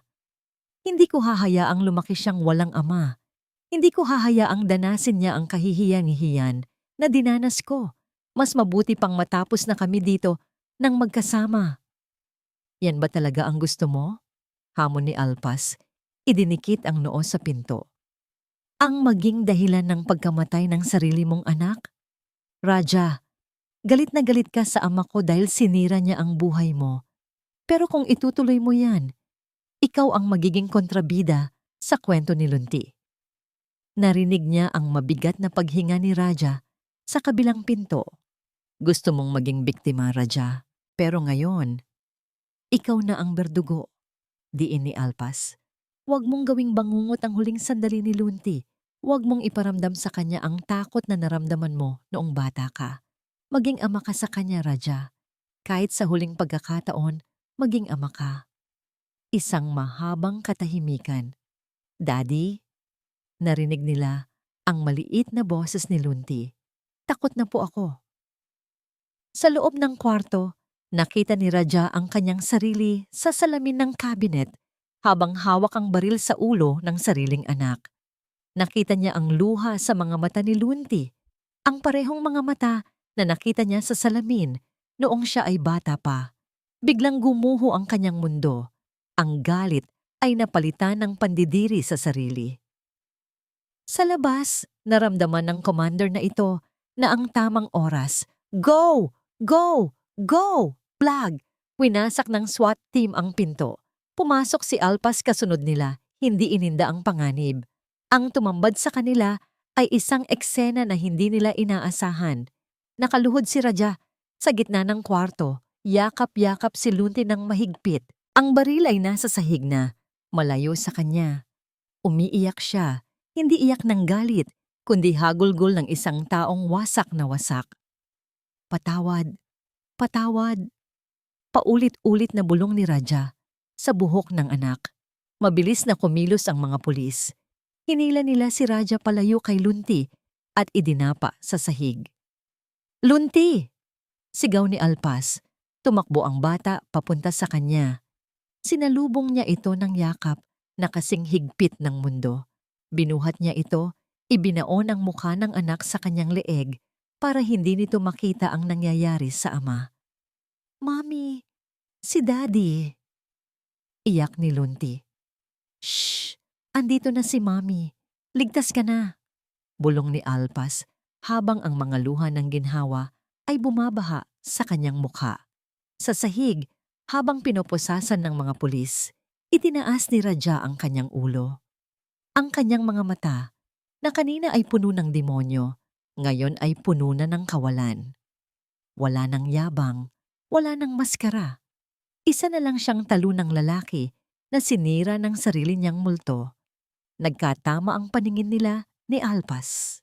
Sa loob ng 7 taon, minahal niya ang lalaking ito. At sa loob ng ilang linggo, kinatakutan niya ito. Pero ngayon, habang tinitingnan niya ito, na hinihila palabas ng kwarto ng kanilang anak, ang tanging nararamdaman niya ay awa. Tapos na, Raja, mahinang sabi ni Alpas habang hinahaplos ang likod ni Lunti. Hindi mo nakuha ang gusto mo dahil ang paghihiganti ay walang ibinibigay kundi abo. Hindi sumagot si Raja. Yumuko na lang ito habang dinadala palabas ng kwarto, palabas ng bahay, at palabas ng buhay nila habang buhay. Naiwan si Alpas sa gitna ng magulong kwarto, yakap ang kanyang anak. Sa labas ng bintana, tumigil na ang ulan. Ang mga ilaw ng pulis ay patuloy pa ring kumikislap. Pero sa kauna-unahang pagkakataon, sa mahabang panahon, naramdaman ni Alpas ang isang bagay na totoo. Hindi takot, hindi galit, kundi ang simula ng kapayapaan. Humigpit ang yakap ni Lunti sa kanya. Mami, uwi na tayo. Hinalikan ni Alpas ang ulo ng anak.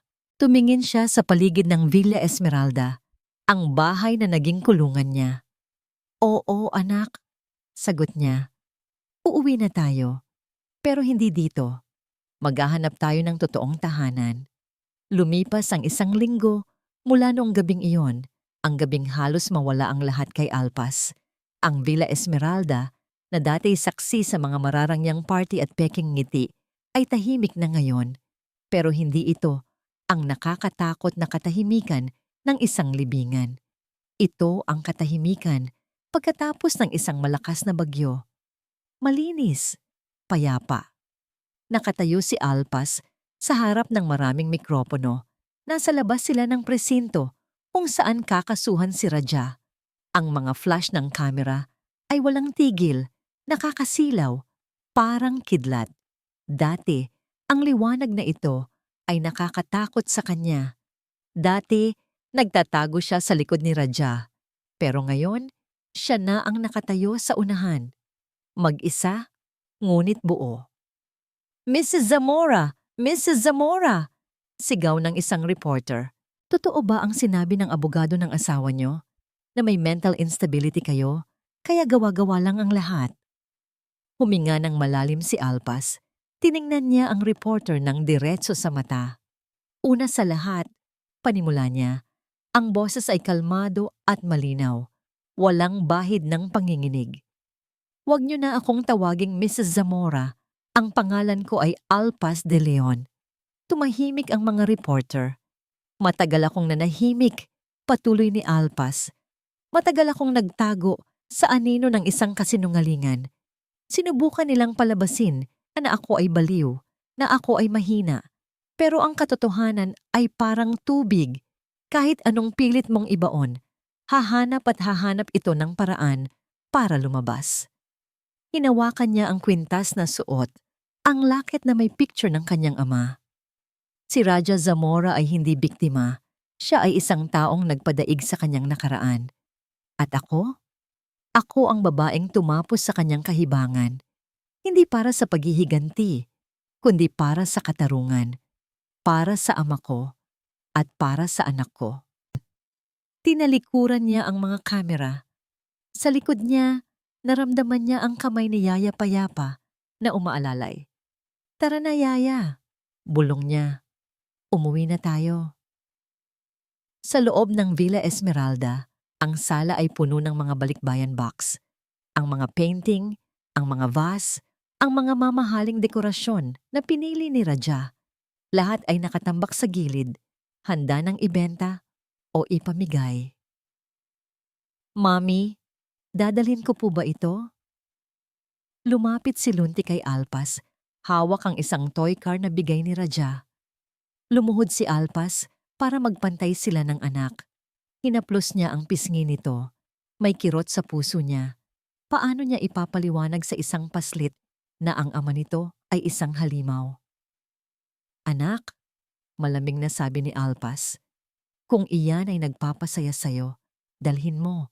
Pero kung yan ay nagpapaalala lang sa'yo ng takot, iwan na natin dito. Tinitigan ni Lunti ang laruan. Naalala ng bata ang gabing kinaladkad siya ng ama sa kwarto. Dahan-dahan, ibinaba ni Lunti ang laruan sa sahig. Iwan na natin, Mami, sabi ng bata. Gusto ko po ng bagong laruan, yung galing sa'yo. Niyakap ni Alpas ang anak, pinipigilan ng luha. Bibili tayo ng marami, anak. Bubuo tayo ng bago nating mundo. Senyorita Alpas, tawag ni Yaya Payapa mula sa pinto. May tumatawag po mula sa ospital. Tungkol daw po kay Miss Alcantara. Nanigas sandali si Alpas. Zobel. Ang babaeng naging mitya ng lahat. Ang babaeng nagmaneho ng kotseng dapat ay kabaong niya. Pupuntahan ko siya. Desisyon ni Alpas. Sigurado ka ba, Hija? Nag-aalalang tanong ni Yaya. Kailangan ko itong gawin, Yaya, para tuluyan ko nang maisara ang librong ito. Ang kwarto sa ospital ay amoy gamot at kalungkutan. Walang mga bulaklak, walang mga bisita. Tanging ang tunog ng mga makina ang nagpapatunay na may buhay pa sa loob.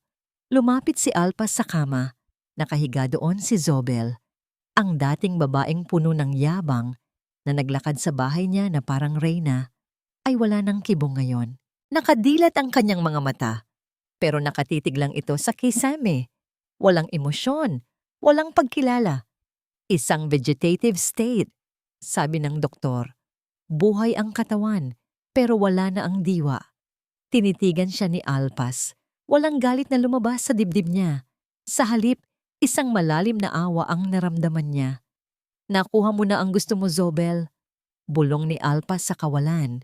Hinawakan niya ang railings ng kama. Gusto mong agawin ang pwesto ko, hindi ba? Gusto mong maging Mrs. Zamora. Gusto mong gamitin ang sasakyan ko. Gusto mong angkinin ang buhay ko. Yumuko si Alpas. Inilapit ang mukha sa tainga ni Zobel. Nakuha mo ang sasakyan ko. Nakuha mo ang aksidenteng para sa akin. Ikaw ang sumalo ng karma na ginawa niyo ni Raja. Walang reaksyon mula kay Zobel. Tanging ang beep, beep, beep ng makina ang sumagot. Hindi ako nandito para sumbatan ka. Patuloy ni Alpas, tumatayo ng tuwid. Nandito ako para sabihing, pinapatawad na kita. Hindi dahil deserve mo, kundi dahil ayoko nang dalhin ang bigat ng galit sa puso ko. Kayo na ni Raja ang bahala sa isa't isa sa impyerno ng inyong mga konsensya. Tinalikuran ni Alpas ang kama at naglakad palabas. Sa bawat hakbang, gumaan ang kanyang pakiramdam. Ang huling tanikala ng nakaraan ay napigtas na. Gabi na nang makabalik siya sa Villa Esmeralda. Ito ang huling gabi nila doon. Bukas, lilipat na sila sa isang simpleng bahay sa probinsya, malayo sa ingay ng syudad. Nakaupo si Alpas sa harap ng fireplace. Pinapanood ang pagsayaw ng apoy. Lumapit si Yaya Payapa. May dalang isang sobre. Hija, sabi nito, nag-aalinlangan. Galing daw sa presinto, ipinapabigay ni Raja. Isang sulat. Ang sulat kamay ni Raja ay pamilyar na pamilyar. Mga letrang dati nagsusulat ng mga love letter, pero ngayon ay galing sa selda. Kinuha ni Alpas ang sobre. Naramdaman niya ang bigat nito. Ano ang laman nito? Paghingi ng tawad, paninisi, o baka panibagong manipulasyon. Ang dating Alpas ay bubuksan nito. Ang dating Alpas ay maghahanap ng rason, ng paliwanag, ng kahit katiting na pagmamahal. Pero ang Alpas na nakaupo sa harap ng apoy ay iba na. Hindi na niya kailangan ng paliwanag. Hindi na niya kailangan ng mga salita ng isang sinungaling. Alam na niya ang kanyang halaga. Hindi ko na kailangang basahin to, Yaya, sabi ni Alpas. Sigurado ka? Oo, ang kwento namin ni Raja ay tapos na. Wala na siyang masasabi na gusto ko pang marinig. Inihagis ni Alpas ang selyadong sobre sa apoy. Pinanood nila kung paano kinain ng dila ng apoy ang puting papel. Umusok ito, umitim, at naging abo.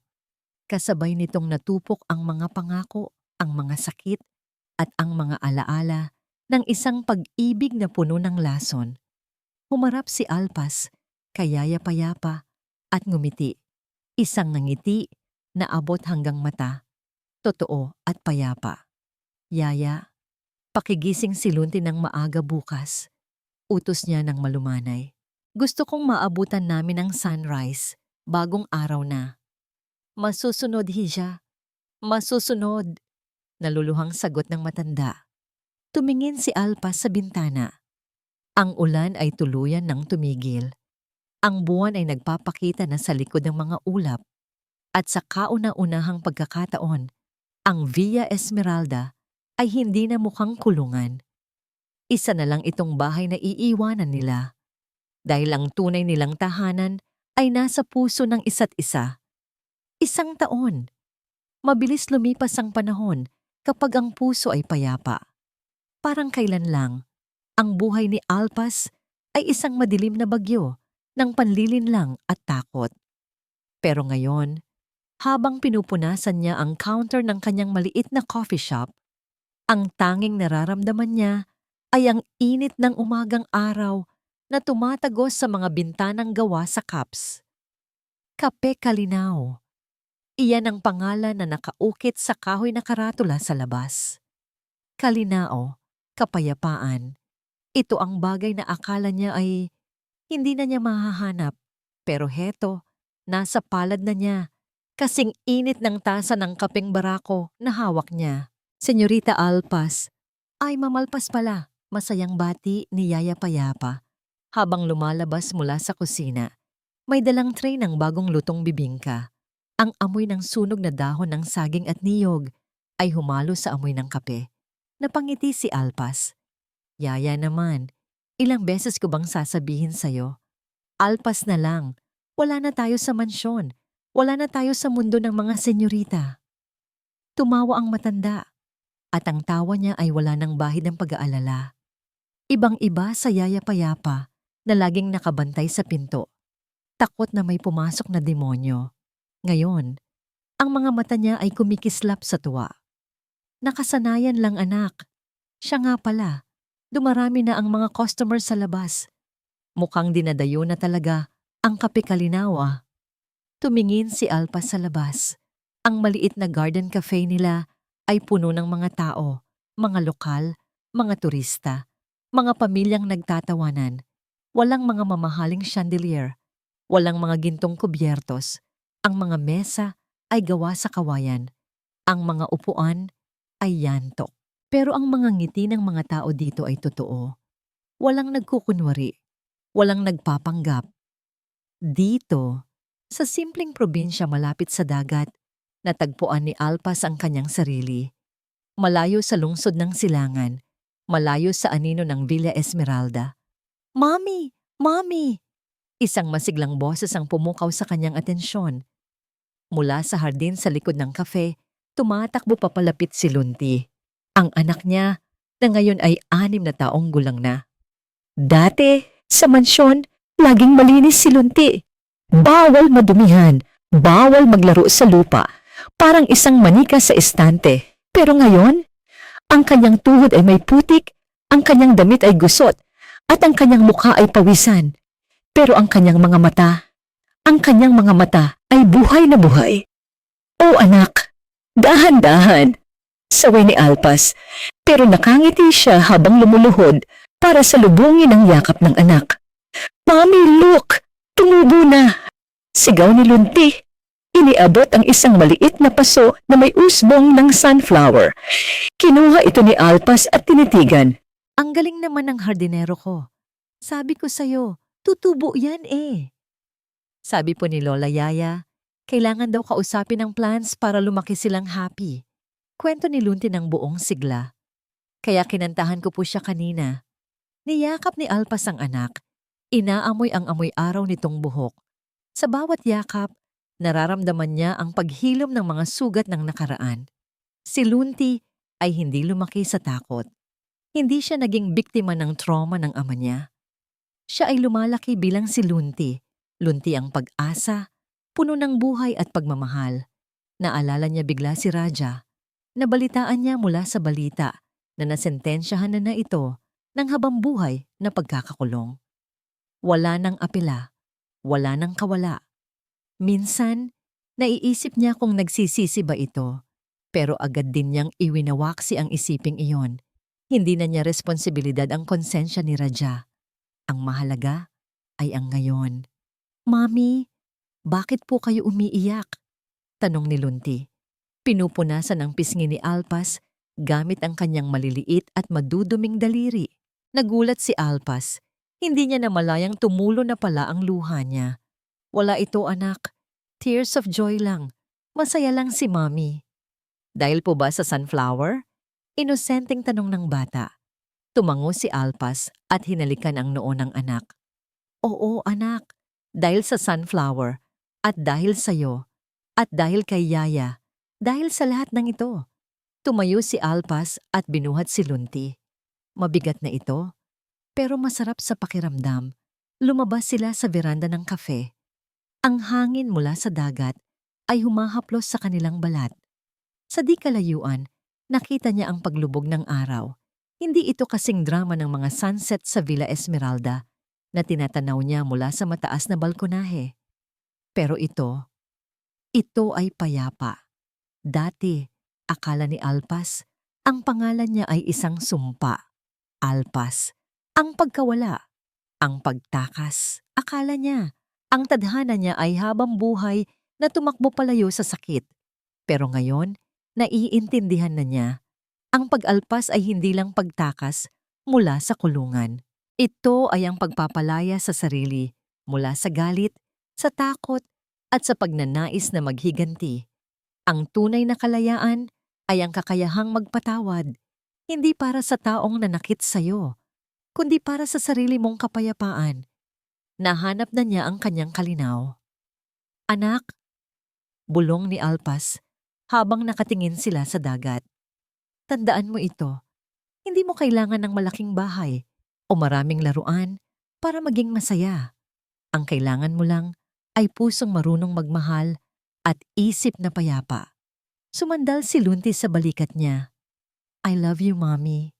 Napapikit si Alpas, dinama ang bawat pantig ng salitang yon. Ito ang yaman na hindi kayang nakawin ni Raja. Ito ang yaman na hindi kayang bilhin ng pera. "I love you too, Lunti." Sagot niya. "Ikaw ang pinakamahalaga kong yaman." Ang araw ay tuluyan ng lumubog, nag-iwan ng mga kulay ng lila at kahel sa langit. Nagsindi ng mga parol si Yaya Payapa sa paligid ng kafe. Ang liwanag ay malambot, mainit at nag-aanyaya. Sa wakas, tapos na ang bagyo.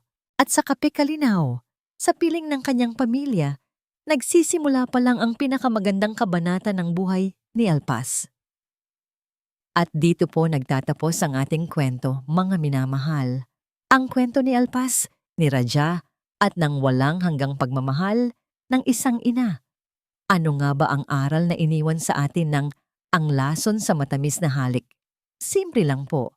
Ang tunay na lakas ng isang babae ay hindi nasusukat sa kung gaano siya katagal nagtiis, kundi sa kung paano siya bumangon mula sa pagkakalugmok. Ipinakita sa atin ni Alpas na ang paghihiganti ay isang lason na pumapatay sa parehong biktima at may sala. Ang tanging lunas ay ang pagpapatawad at pagpili sa kapayapaan. Na sa huli, hindi ang ginto o mansyon ang nagbibigay ng halaga sa buhay, kundi ang mga simpleng ngiti ng mga taong nagmamahal sa atin ng totoo. Maraming salamat po sa pagsama sa amin sa roller coaster ride na ito ng emosyon, sa bawat luha, sa bawat kaba, at sa bawat pag-asa. Kasama namin kayo. Kayo po mga inay, mga tita, mga ate. Ano po ang naramdaman nyo sa desisyon ni Alpas? Kung kayo ang nasa sitwasyon niya, mapapatawad nyo pa ba ang isang Zobel? I-comment nyo po sa ibaba. Gustong-gusto naming basahin ang inyong mga saloobin. Hindi dito nagtatapos ang ating paglalakbay. Marami pa pong kwentong kasing ganda at mas puno ng aral dito sa aming channel. Kung nagustuhan nyo ang kwentong ito, huwag kalimutang i-like ang video, i-share sa pamilya at mga kumare, at mag-subscribe na rin para lagi kayong updated sa mga susunod pa naming kwento. I-click nyo ang notification bell para kayo ang unang makarinig kapag may bago kaming upload.